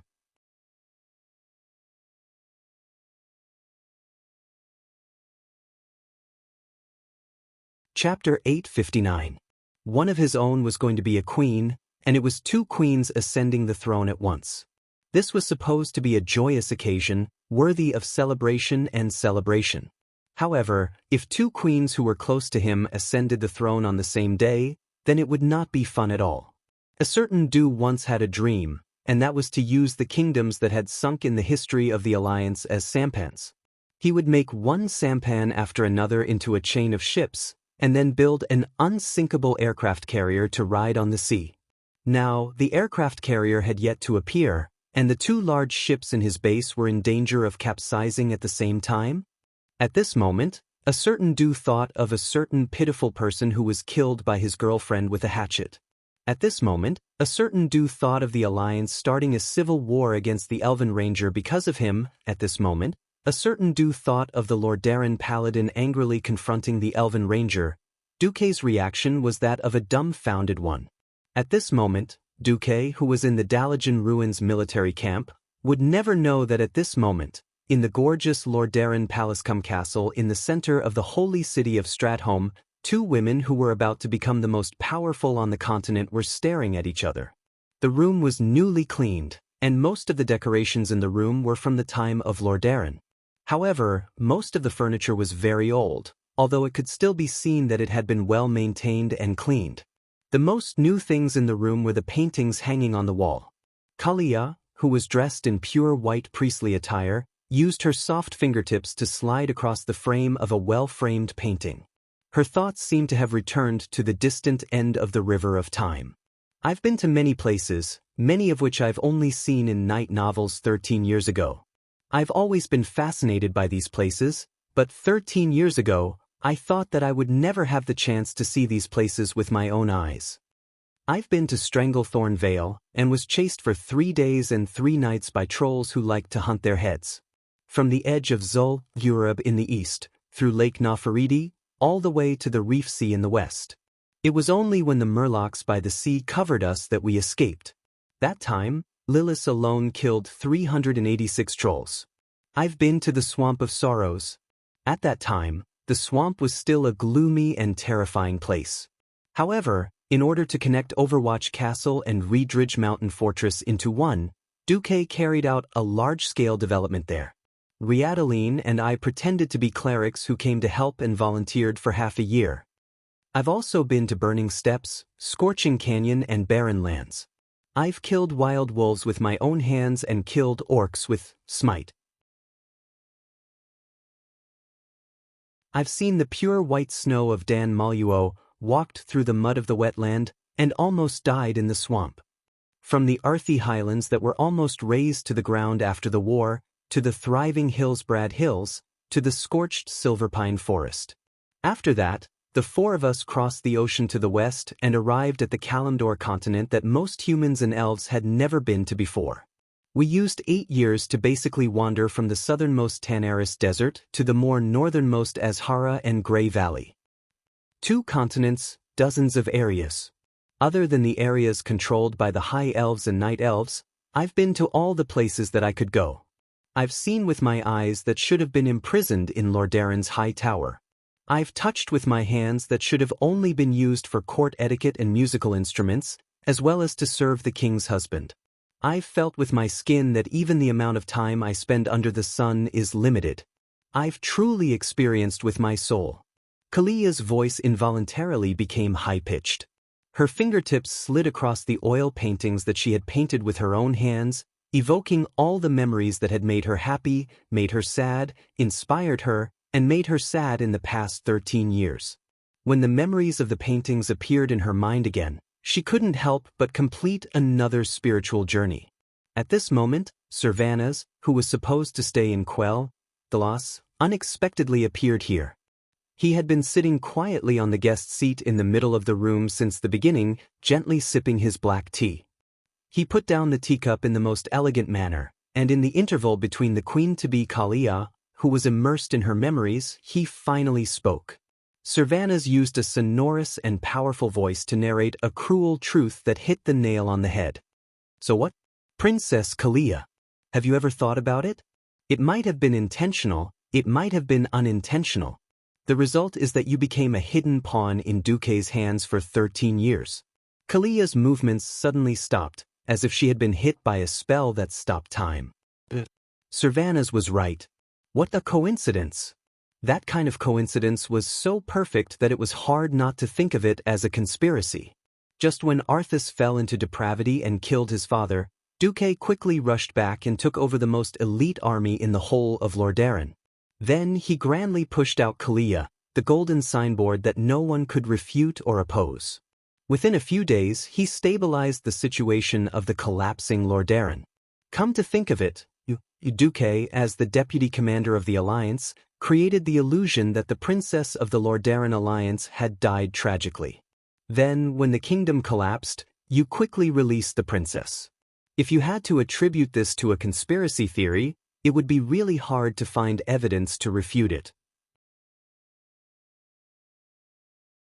Seeing Kalia's reaction, Servanas elegantly curled his fingers and took another sip of black tea. Then Kalia smiled.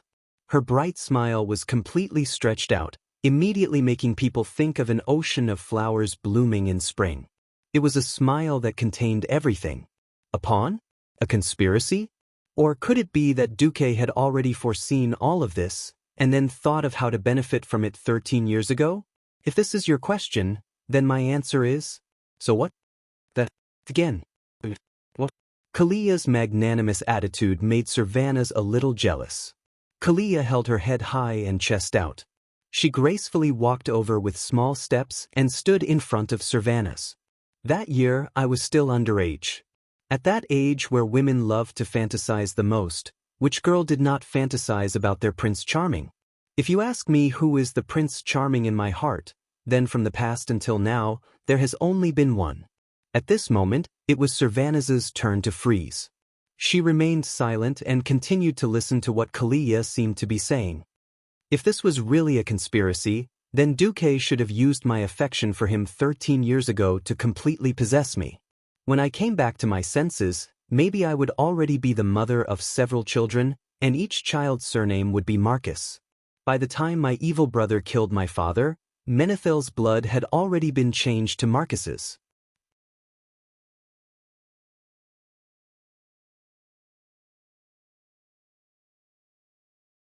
Chapter 860. Kalia's voice was not loud, but each word was like a needle, stabbing into Sylvanus's chest. If Duque had not saved me back then what awaited me would have been a full 13 years of house arrest. It would have been a hopeless, gloomy life. But what did Duque give me? Freedom. From birth until now, half of my life's worth of freedom. I can do whatever I want, go wherever I want, be it mountains or seas, or swamps or jungles. My 3 companions will accompany me and do their best to ensure my safety. If this is also Duque's plot to capture my heart, then he has succeeded. I will have no regrets even if I have to sacrifice myself, or the entire Lordaeron. Freedom. What a precious word. If it were a high elf, it would easily be 1,000 years of imprisonment. For a windrunner, he would probably commit suicide in a few years. Sylvanus was extremely intelligent. Although she did not like to use her intelligence in politics and conspiracies, she had already vaguely understood why Kalia had sent a secret letter to find her and wanted to talk to her face to face. She gently put down the teacup of black tea and placed her left elbow on the armrest of the chair. Her palm rested on her cheek, and she made an elegant and relaxed posture. Well then, why do you insist on setting our Ascension Day on the same day? Are you forcing Duque to make a choice? Kalia laughed instead. Like a lover asking for favors? Or are you putting the country on a scale and forcing Duque to weigh it? How is this possible? He has never been a man who would change his decisions because of power. If that was the case, he would have become my legal husband long before that so-called Lord of Presto. Sylvanus's beautiful eyes turned. Then what do you mean? If not for Duque, both Lordaeron and Cuel Salus would have been destroyed long ago. Since we both had our hearts set on the same man, even if Duque was unable to establish the next Arajuo Empire in the future, we should at least let Duque have an alliance where he could use his talents as he pleased.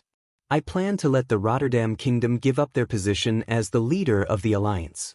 Even so, I hope that Duque's resolution will get a majority of votes in the alliance.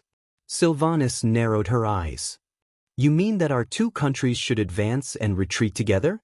Kalia said firmly, yes.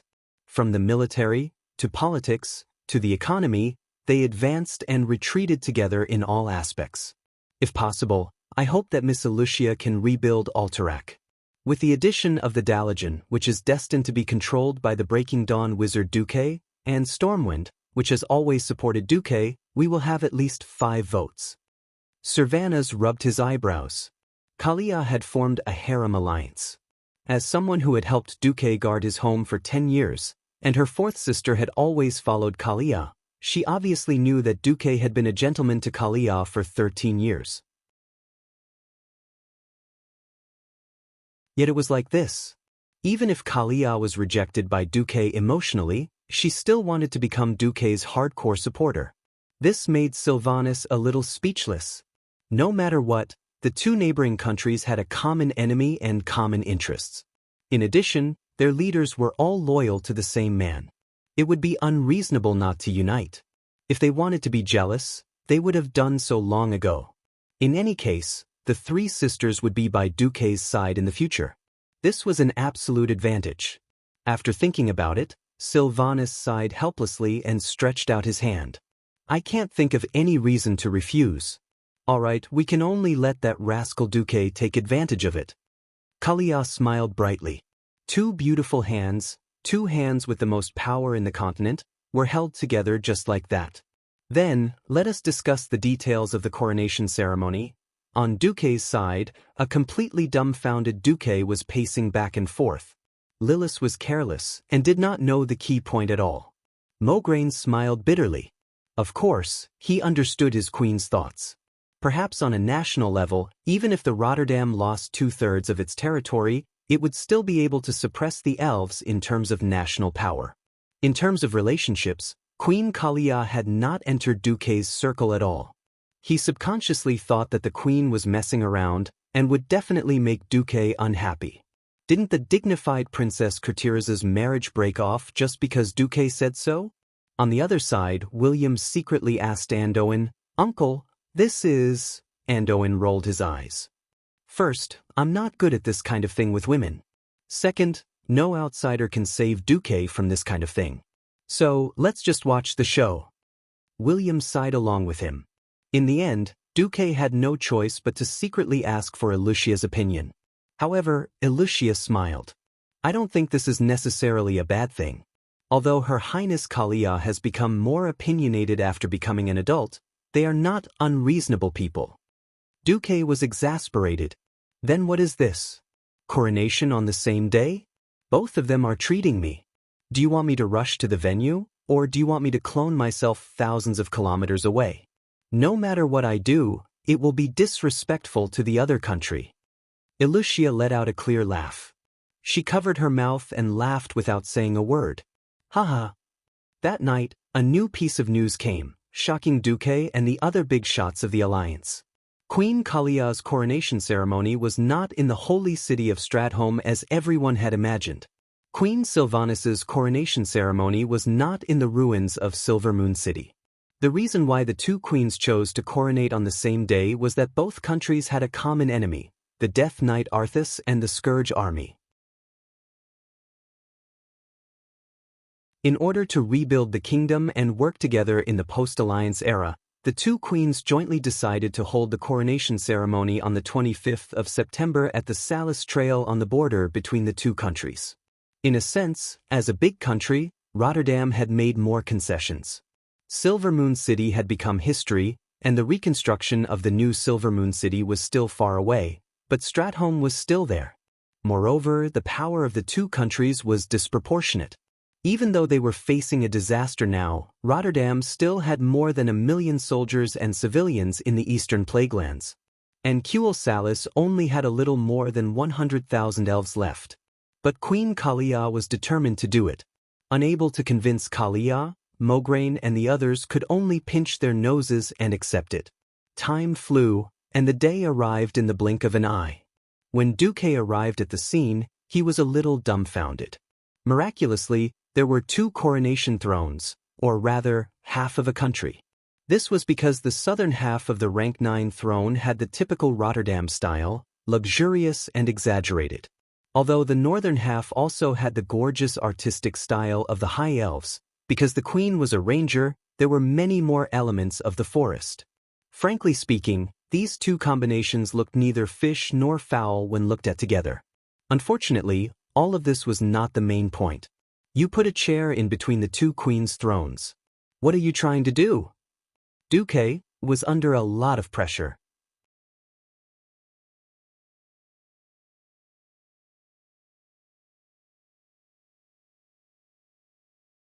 Chapter 861.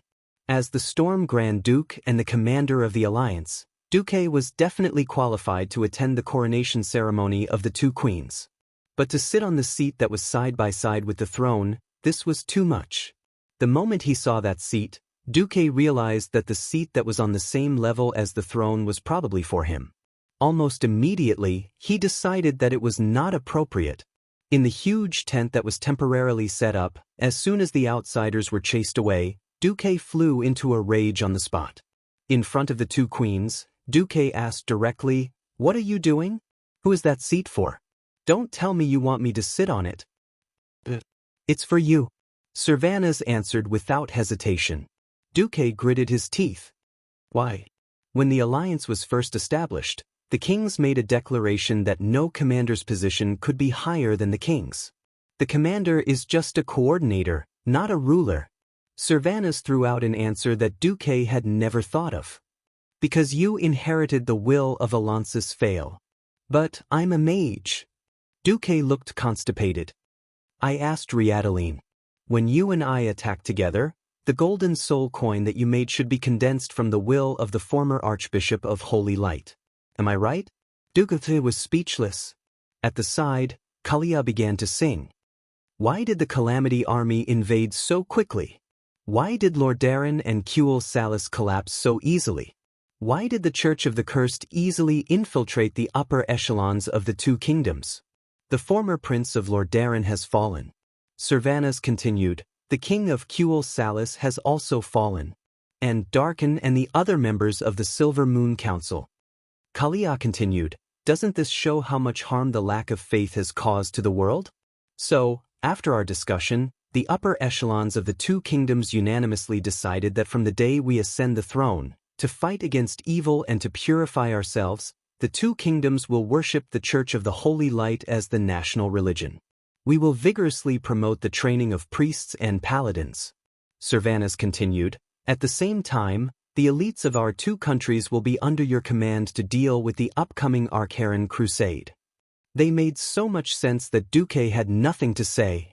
If they wanted to push Duque out from a personal point of view, Duque would not agree no matter what. The problem was that Duque had indeed inherited Alonsis' moral integrity. There was no way to deny it. After all, Duque had been the last person to see the Archbishop of the Church of the Archbishop. At that time, all the clergies in Stratholme saw the Archbishop give Duke a Holy Light inheritance. Of course, the position of Archbishop of the Holy Light was passed on to Uther. The problem was that the Church of Holy Light pursued selflessness and dedication too much, which actually conflicted with the interests of the nobles. Even though Uther was the Archbishop of the Church of the Holy Light, when Uther and Arthas clashed, Tyrrhenus, who was determined to have more royal power than divine power, demoted Uther.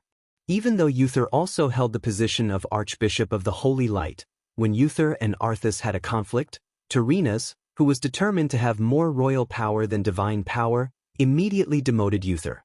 Now, there were many people who had the Holy Knight's legacy, but they were all fighting. There was no one who could truly represent the will of the Holy Light. Now, there were many people who had the Holy Knight's legacy, but all of them were fighters. There was no one who could truly represent the will of the Holy Light. It was not impossible to bring up Duque from this angle. Kalia added fuel to the fire. Duque, just agree. Now that there is a craze for revenge in both kingdoms, I feel that there is a need to properly guide this hatred. Mograine, Abendis, and Dathrahan all believe that you, who have the true legacy of Archbishop Fail, can indeed represent the will of the Holy Light. At this time, Ilucia, who had been following behind Duque silently, said to Duque, Turayan and Windsor have also agreed. Sylvanus narrowed her eyes. Riadeline, who is about to form the Holy Knights in our kingdom, also thinks that you are very suitable. Duque suddenly realized that he had been sold out by his women. If he did not stand up, he might really let the historical Scarlet Crusade rise again. Since ancient times, countless history had proven that fanatics were not destined to have a good ending.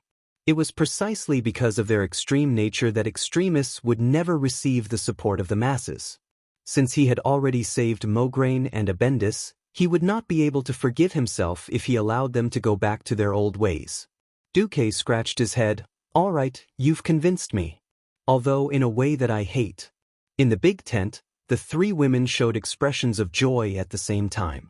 Ilucia said with a smile, Are you done with your official business? Now that the official business was done, it was time for private matters. Suddenly, the two queens, who had been so majestic just a moment ago, flinched a little at the same time. Of course, Queen Kalia's reaction was slightly bigger. Knowing that she could not avoid it, Kalia stepped forward and bowed deeply. I'm sorry. This time, I was the one who suggested this first. Servanas indifferently interjected, but I agreed. Agreeing meant that she was an accomplice. Queen Sylvanus was quite loyal. Duque put his hands on his hips. I don't understand. What are you trying to achieve by doing this? Kalia raised her head. I just want to tell you and the world that the two of us and the kingdom behind us will support you unconditionally. Have you considered the reaction of the other kingdoms? What do you want Magni to think? What do you want Daelin to think? What do you want Varian to think? No, I think they will value your voice more. Now that the demon commander of the Burning Legion has arrived, according to Mediva's prophecy, there will be more crises of world destruction coming to Azeroth. What we need is a more united alliance, a single, correct voice. Of course, Duque knew that his actions in the future were correct. After all, the general trend was still going in that direction. He was also sure that most of his opinions were correct. But at this point, was the alliance still the alliance? Duque could not help but feel puzzled. Ilucia spoke. Duque, you have not been here for the past 10 years. That's why you don't know how serious the internal strife within the alliance has been. If it wasn't for the Stormwind Kingdom and the Iron Furnace Fort holding the fort, the alliance would have withdrawn the army from the watchtower and cancelled the surveillance of the Burning Steppes and Scorching Canyon. Bastard! You're asking for it. Duque could not suppress his anger. Servanas blinked. That's why we're doing this, to give you more authority.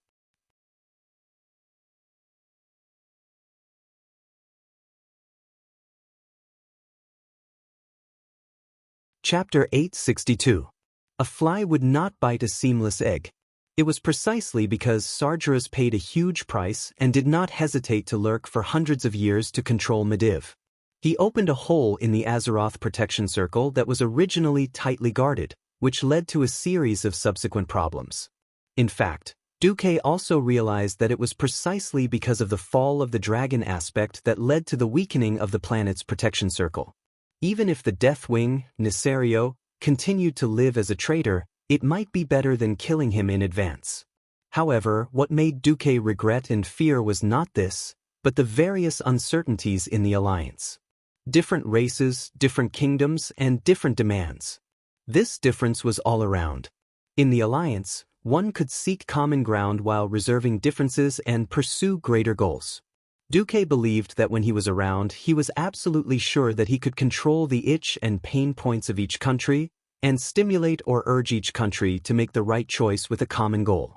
After transmigrating here for so long, Duque discovered a fact. Even if he had climbed to his current high position, he still could not completely prevent every tragedy. Especially when he was not in Azeroth, fate seemed to continue to move in the predetermined direction. Kalia and Queen Syriana teamed up to play a little trick, which made Duque a little unhappy.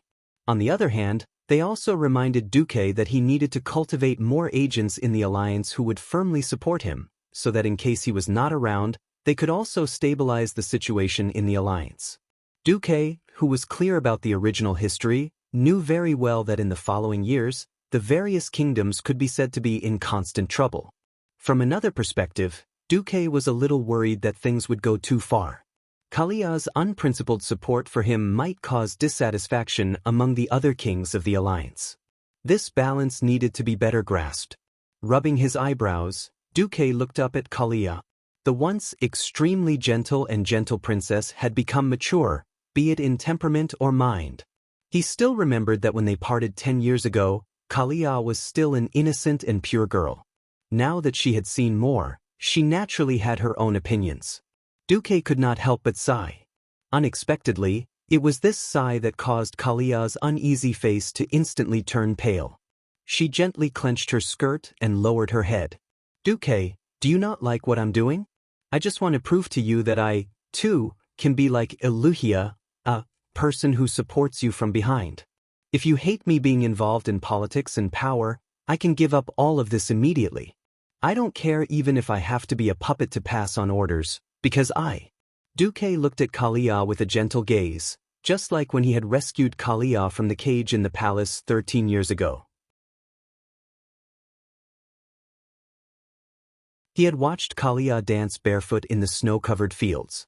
It was pure admiration without any distracting thoughts. However, Duque wasn't looking at Kalia's beautiful appearance.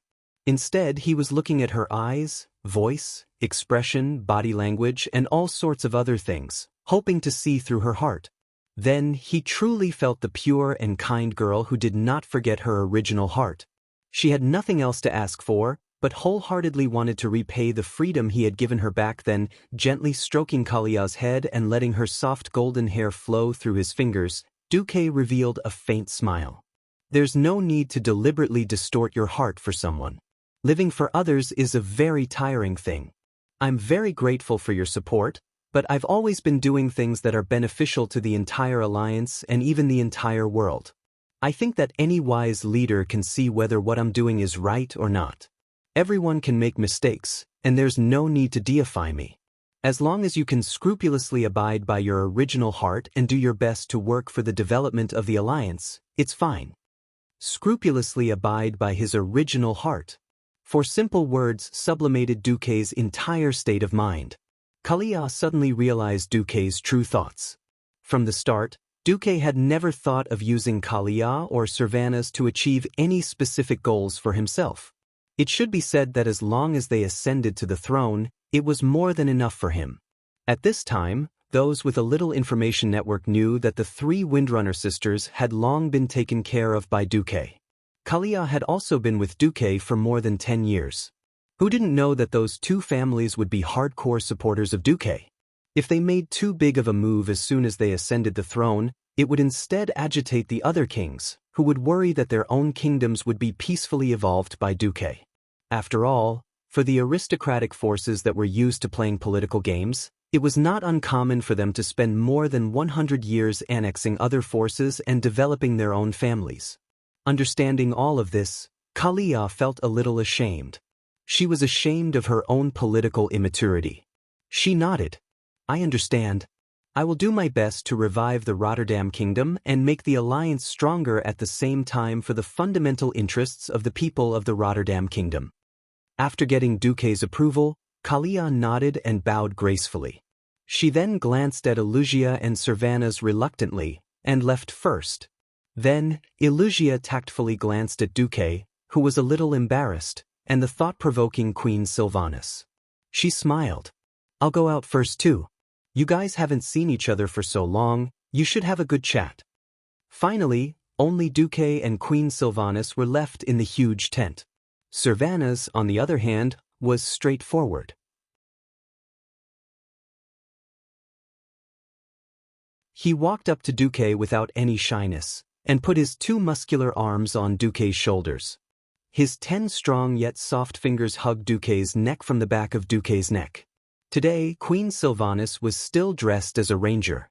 Unfortunately, it was unknown whether it was because of the ritual or something else, but her skin that was usually exposed to the air was covered by a layer of black gauze.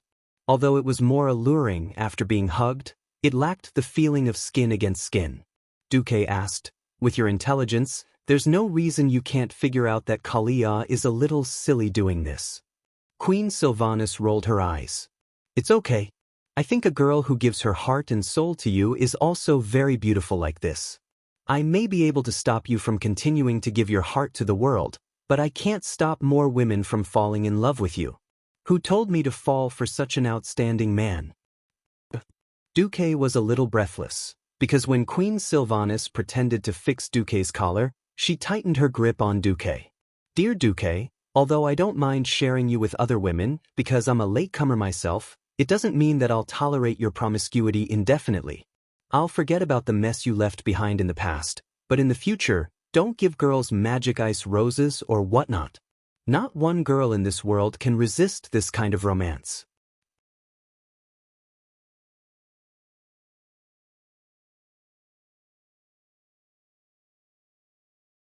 Chapter 863. For a moment, Duque froze. Words like capsize kept popping up in his head. However, Queen Sylvanas' attitude made Duque feel a little complicated. There was no such thing as absolute perfection in love. Sometimes one could be an angel one moment, and the next, a devil. There were things that one liked and things that one disliked. Being willing to tolerate everything about the other was love. If Queen Sylvanas was just a docile vase, Duque could have as many beauties as she wanted in the noble circles of various countries with just a wave of his hand. Queen Sylvanas, on the other hand, was strong, wild, and constantly fighting against fate. She was definitely the ideal partner to accompany Duque to the end in Azeroth. Duque smiled brightly. Just as he tried to put his hands on Queen Sylvanas' flexible and elastic waist, Queen Sylvanas dodged beautifully, and Duque missed. When Duque came back to his senses, he only saw Queen Sylvanas' slender figure standing at the entrance of the tent. Queen Sylvie turned her head and gave him a provocative look. You bastard, your body reeks of Ilusia. Before I calm down, go find your Ilusia. Duque was dumbfounded. When the beauty disappeared in front of him, he sighed sadly. Damn it, are all the women of the Windrunner family dogs? Queen Sylvanas' words were not only for Duque, but also for Ilusia, who was waiting at the door. The uncrowned queen of the South Sea city-state, the Marquess of Stormwind, blushed with shame. No matter what, at least this matter was settled. In fact, the coronation ceremony was more like a political show. The two queens first held the coronation ceremony at the border, and then the official ceremony was held in their respective main cities. Of course, Rotterdam was the holy city of Stratholme. After tomorrow, the country would officially be renamed the Kingdom of Sin-Dorii, and the coronation ceremony would be held on the plains to the east of the ruins of the old Silvery Moon City. Just like in the original history, the elves decided to rebuild a new Silvery Moon City here. This was by no means an easy task. The plague had not been completely eradicated, and most of the crops had been destroyed. Sin-Dorii, who was unable to feed all of the elves, could only use boats to transport the surviving elves to Windrunner's territory in the southern continent's elven forest. Windrunner's territory, which had been viewed as a traitor by most of the elves in the past, had now become a refuge that could save their lives. This was quite ironic. On the other hand, it showed the importance of working with the Alliance. Without the help of the Alliance, this batch of elves might not even survive. It would be ridiculous if they did not die in the invasion of natural disasters, but died in the famine and plague that followed. Just like that, on the 25th of September in the Dark Portal, the two formerly top-tier northern kingdoms had their empresses enthroned on the same morning, proclaiming the new birth of their kingdoms. The Salis Trail was not a spacious place. However, the huge platform built halfway up the mountain could easily accommodate 5,000 Scarlet Cross warriors and 5,000 elven guards. Similarly, the 5,000 citizens who had been selected from various places were fortunate enough to witness the ceremony, witnessing the kingdom's new hope in their hearts. Queen Kalia Menethil and Queen Sylvanas Windrunner step onto the red carpet. In the south, Queen Kalia was different from everyone's impression. She was not wearing her usual light princess dress. Instead, she was wearing a pure white, gold-rimmed commandment priest robe that was incomparably solemn. She looked solemn, holding the holy book of the Church of Holy Light in her left hand, and the scepter that symbolized Lord Darren's authority in her right. Her soft blonde hair was tied up behind her head as she slowly walked forward. In the north, Queen Sylvanas's clothes had also changed the impression that the elves had of her as an elven ranger in the past. Today, the first thing that caught their eyes was her fiery red cloak. Then, there were 3 layers of red pauldrons with golden edges stacked on top of each other like a sandwich.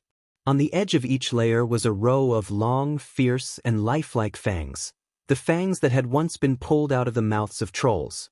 Her entire upper body, apart from the pauldrons and the cloak, only had the breastplate that looked like a chest.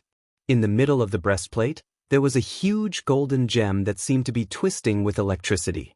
It was dazzling. Her lower body was a pair of tight red breeches, matched with a set of leg guards that were also fiery red. If one looked closely, they would find that the leg guards had a large number of elven magic inscriptions that strengthened speed and agility. Coupled with the large bow slung across her back and the quiver filled with sharp arrows that never left her body, she was the complete opposite of Queen Kalia's style. One martial art. However, they also slowly moved forward under the gazes of the honor guards lined up neatly along the red carpet, surrounded by a formation of swords and spears not far away. Sylvanas's steps were obviously bigger, but because of her slower pace, the two queens reached the bottom of the throne steps at the same time. Separated by the clearly marked border under their feet, the two queens stood across the border. Sylvanas smiled. Together. Kalia nodded. Of course. At the same time, Mograine and Riadaline, who stood at the bottom of the steps on the left and right, shouted at the same time, "Hail to Her Majesty the Queen." The next moment, the holy knights standing on both sides of the red carpet gathered holy light in their bodies at the same time. Clusters of holy light rose like curtains, wrapping the figures of the two queens in it. Under the watchful eyes of the crowd, they walked up the highest step at the same speed, step by step, step by step. Waiting for them there was Duque in his blue and white formal attire. Before this moment, many people did not know why the young-looking Duque was standing in this sacred position. They were even more indignant that the two queens walked to the highest step and knelt on one knee to Duque. Why should our queen kneel to you, the commander of the alliance? Until the huckster Duque spread out his right palm, letting a dazzling illusory gold coin, like a small sun, float in the air. Duque's voice echoed throughout the venue. A long time ago in the Daoist, a Lordaeran missionary threw a copper coin into the fountain pool and made a wish. I hope that one day I can spread the way of the holy light to the civilians and teach them the meaning of the three virtues. Then, throughout his life, he saved countless civilians, and in the battle of the dark portal that almost caused the extinction of the humans and the high elves, he created a brand new profession, the Holy Knight. Until today, the Holy Knights are still in the hands of the evil undead calamity, protecting every kind being with holy light. Duke paused for a moment, then said the name in an emotional tone. This great missionary of Lordaeran is the former Archbishop of the Holy Light, His Excellency Alonso's Fail.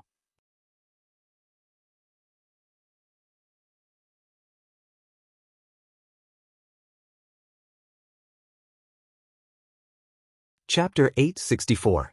Not every clergyman's name would be holy in the hearts of the people.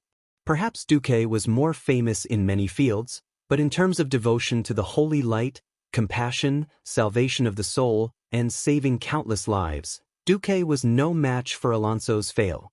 Almost as soon as Duque mentioned the name, nearly 10,000 people of the Rotterdam kingdom, apart from the guards who had a mission, all started to kneel. Duque continued, without Archbishop Fail's teachings, perhaps countless people in the world would still be on the verge of depravity and corruption, allowing evil to take advantage of them, allowing greed and sin to dominate the souls of the people. Without Archbishop Fail's holy light, we wouldn't even be able to find weapons to fight against the Calamity army. When Duque said that, the elves could not help but recall the scene when Duque and Queen Sylvanas worked together to defeat the evil illusion of the Lich King. They also thought of their loved ones who had their souls imprisoned and their corpses desecrated after being slaughtered by the Calamity army. They thought of the holy light that destroyed evil, and suddenly felt a heartfelt admiration for the name Alonso's Fail, which was once unfamiliar to them. Unknowingly, even the elves started to kneel. At this moment, the golden light from the soul coin had already extended to Duque's entire body. From afar, Duque looked like a huge golden torch. Duque's eyes were smiling and he said loudly, I am not a priest. I am not qualified to bestow the holy light with the name of a clergyman.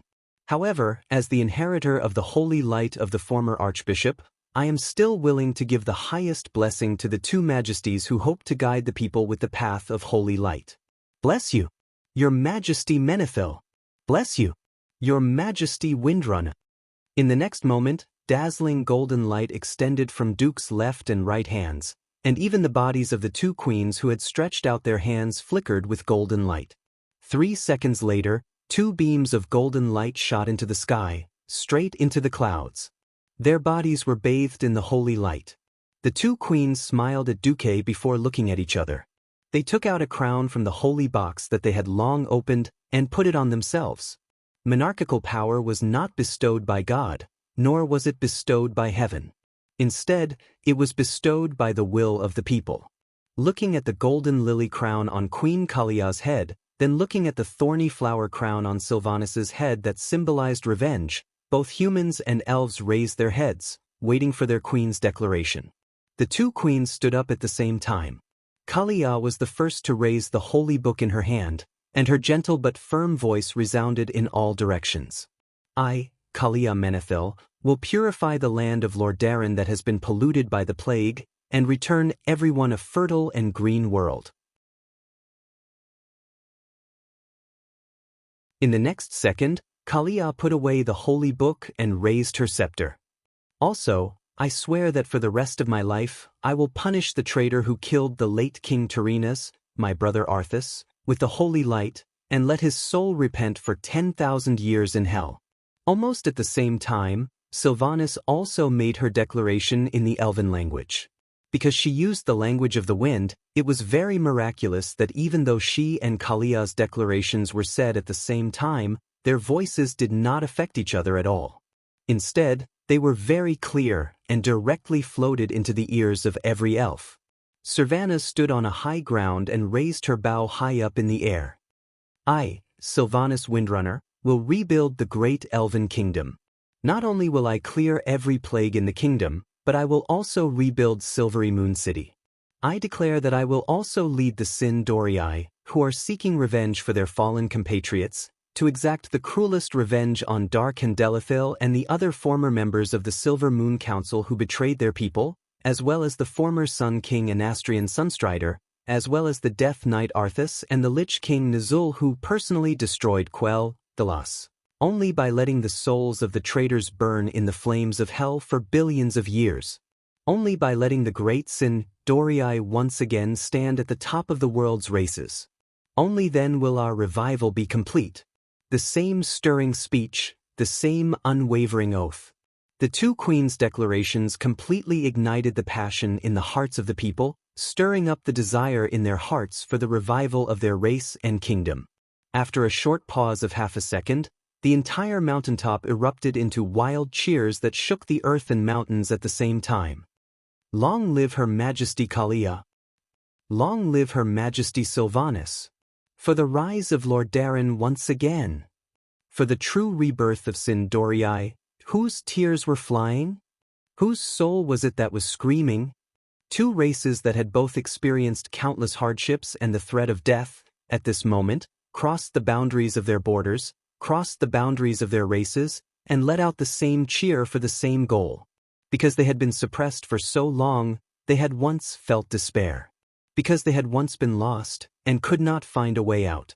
So when the new queen became a flag with both material and spiritual significance, standing in the center of their vision, they completely fell into a frenzy. Mograine and Abendis wiped away their tears. They had found a person who could continue their loyalty. Lilith wiped away her tears. After being oppressed for so long, the Windrunner finally did not have to be bullied for no reason by the stubborn mages. Redun, Thor, Themar, and Hadgeron were all wiping away their tears. They finally saw hope for the kingdom to rise again.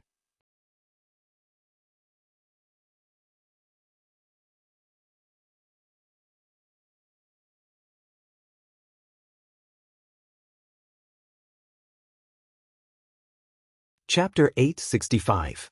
Thousands of kilometers away, Kale, that seemed to sense something and suddenly felt a chill. Carponia asked in concern, "What's wrong?"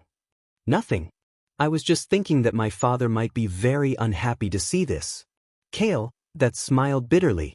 Although he wanted to leave this place as soon as possible and escape from this political whirlpool, sometimes, he couldn't do it even if he wanted to. Duque also wanted to help him escape, but unfortunately, Lor, Themar and the other higher-ups insisted that the official exit of the former king's representative would make Sylvanas' ascension more legitimate. This would certainly embarrass Kale, but the former prince accepted everything calmly. This made Kale, supporters indignant. Looking at the two queens sitting on their thrones on the stage, and Duque sitting between them like stars surrounding the moon, Solarian and the other elven experts felt an indescribable jealousy. Alexandros Mograine and Lor, Themar Theron took the stage respectively and read out the policies that the new king would implement after ascending to the throne on behalf of their queens, receiving cheers from the people again and again. The more this happened, the more uncomfortable Kale, supporters felt. The resentment in their hearts was stuck in their chests, and they couldn't vent it. Even Solarian, who was used to seeing the world and felt that she could bear all this mentally, forced herself to come to the venue, felt like she was going crazy. She was extremely glad that the two irascible fellows, Saladre and Segunar, weren't here. Suddenly, an unexpected person approached Kale, He was wearing a hood, but it didn't cover his face. In the cheering crowd, he seemed so out of place. Duque. Unexpectedly, as soon as Duke left the rostrum, the other side came over.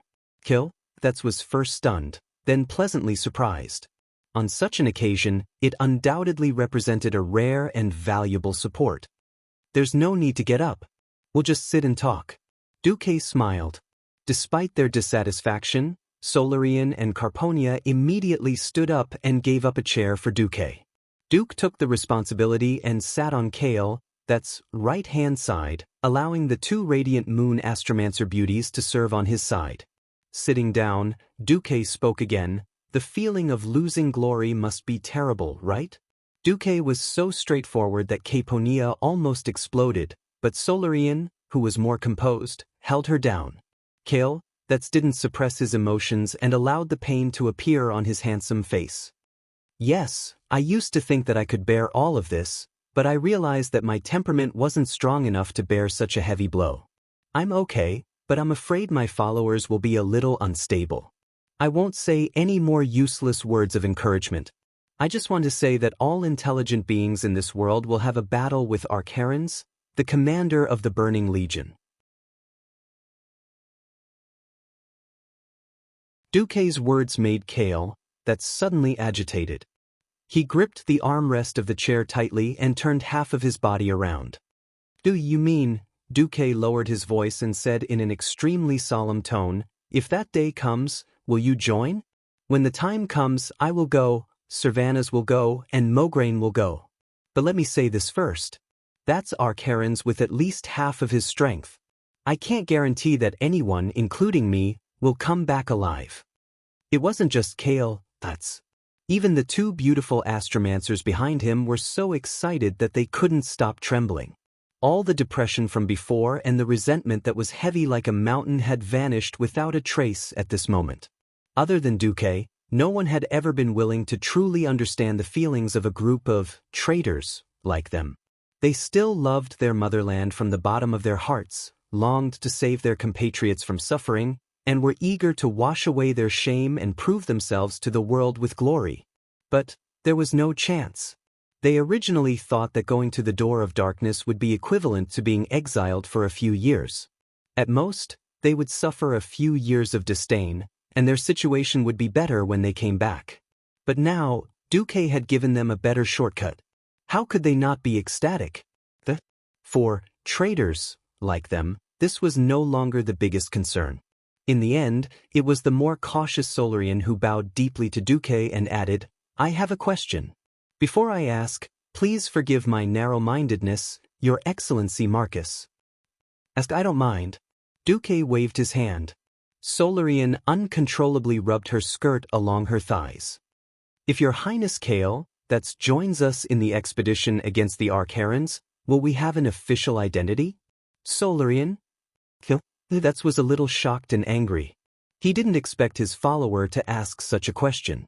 In his imagination, he could be a hired thug. If he was lucky enough to come back alive, and Duque could be merciful and wash away the shame with him, then he would be endlessly grateful. Wasn't Solarian's question a disguised form of blackmail? Duque smiled. I've always been like this. If others treat me with sincerity, I will treat them with sincerity. The expedition against a peerless expert like the Archerans is a matter of life and death to begin with. Every member who dares to join the expedition should be respected by the world. Therefore, as long as you join, it must be as an official.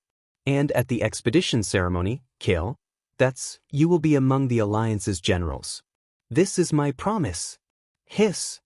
The three elves all gasped. They didn't know how to describe their feelings at all. The fall of Cuel Salis and the destruction of Silver Moon City could not be attributed to Duque. Kale, had knelt down out of kinship, so it was hard for him to blame Duque for not coming out earlier.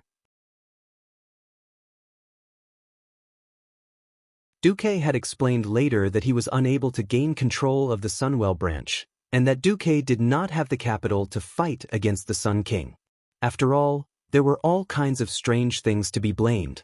The Sun King could only blame himself for ruthlessly refusing to join the Alliance at the beginning, chasing away the Alliance ambassador, Bolvar, and bowing down to evil in order to continue his existence. But now, Duque had so generously opened the door and given them a chance to redeem themselves. One had to know that for the smooth political transition, as someone close to Servanas, Duque should have nailed Kale, to the pillar of shame instead of trying to whitewash Kale, Unable to suppress the excitement in her heart, Solarian actually knelt down on one knee and spoke in the Elven language. The general meaning of these words was that she had gauged the heart of a gentleman with her own mean measure, which was a serious insult to Duque's character. In order to protect Duque's reputation as long as Kale, that could restore his reputation this time, she was willing to work like a slave for Duque. At this moment, Duque was dumbfounded.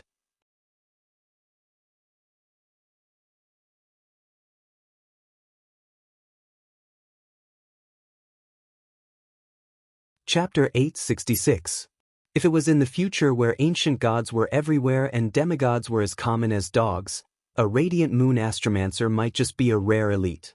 However, in this era where the third battle of the Dark Portal had yet to end, it was a little too much to ask a radiant moon astromancer to work for him. Duque instinctively wanted to refuse, but the system notification told him that this was a matter of faction prestige selection. Faction prestige selection was when two opposing forces were fighting. Which one would you choose? Once you chose one side, don't expect the other side to treat you well. The higher your reputation on one side, the more the other side would want to tear you to pieces. Miraculously, when Duque went to find out what the other side was, the system elf told Duque that it was unknown. What a mess! This was the first time Duque had heard of such opposing factions. However, since he had decided to help Kaisi, there was no reason for him to give up halfway. After all, Solarian was a famous boss in the Eye Fortress in the future. At the very least, she had much more room for growth than Alucia. Moreover, when Duque saw Solarian's nervous and uneasy eyes, and thought of the customs of the elves, Duque more or less understood what was going on. Mystics were particular about equivalent exchange. In the Dalajan, exchange was usually in the form of selling one's body to serve the Dalajan for a long period of time. Mage apprentices of low birth would mostly sell their labor and join the Dalajan Mage Guild in order to pay their tuition fees. In the High Elf Society, which was more particular about bloodlines and family inheritance, the price of teaching magic, even if it was just taking them in as a mage apprentice, was usually a lifetime of loyalty to a certain family. Becoming an elf of a certain bloodline meant that one would be marked for life.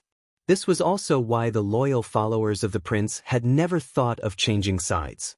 Duque had originally thought that Sylvanas would become the queen and replace Kaisi, who had been the king for a while in history. Duque had decided to help Kaisi out of a desire to make up for it. Who would have thought that the elves' way of thinking was even more rigid? Solarian wanted to use her status as a radiant moon to help Kale, who was also a radiant moon, have a bright future. Based on the difference in strength, it was the followers who thought they had the advantage. Duque was a little speechless. That's not good. If this gets out, they'll think that I stole your follower with my power. Unexpectedly, Kale, dropped an even bigger bomb. He also left his seat and bowed deeply to Duque with Caponia. No, actually, Solarian's intention is also my intention. As sinners who betrayed their own people, if they could slightly redeem their reputation and reduce the guilt in their hearts, that would be the greatest redemption for them. If we're lucky enough to survive after fighting the Archerons, I hope you can have me and these elites who have lost their homeland follow you. Duque almost spat out a mouthful of blood. *CK. Is this even worse than a chicken on the ground? Although I also know that in history, you were betrayed by your loved ones, forced into madness and despair, and even nailed to the pillar of shame with your subordinates, but you, a dignified former prince, becoming my subordinate like this? It's not good. Speaking of which, if I bring you out, of course it'll be cool. Agtitui. Duque was very embarrassed. But at this time, it wasn't just Kale and his servants who bowed to him. Even the few high elves in the VIP seats bowed to Duque. These old elves weren't strong, but they represented several ancient families.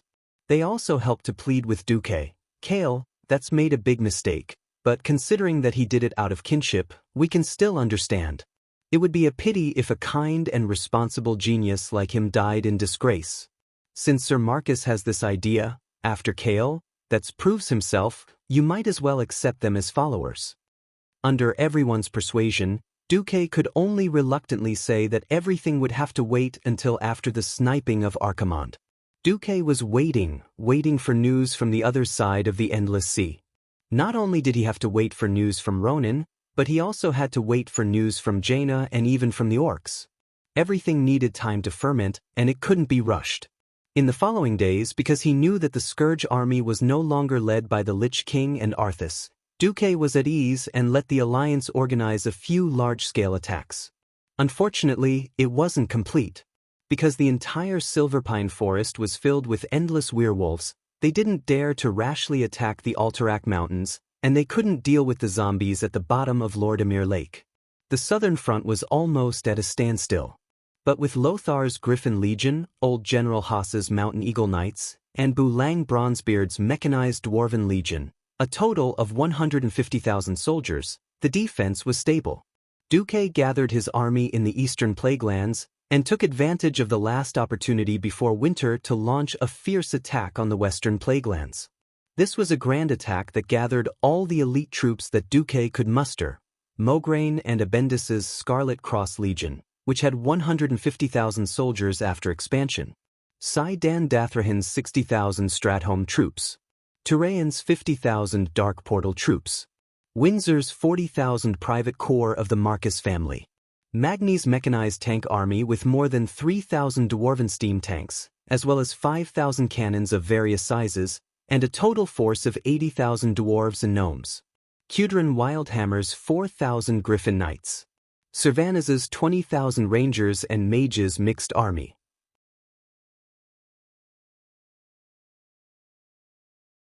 Duque personally led more than 10,000 mages and more than 30,000 Dalajan infantry mages. In addition to the militias organized by the people of Lordamere, the total force was 800,000, and they pressed against the Scourge army. Throughout the month of October, the Dreadlords sent nearly 10 million undead creatures into the western Plaguelands, which was surrounded by mountains.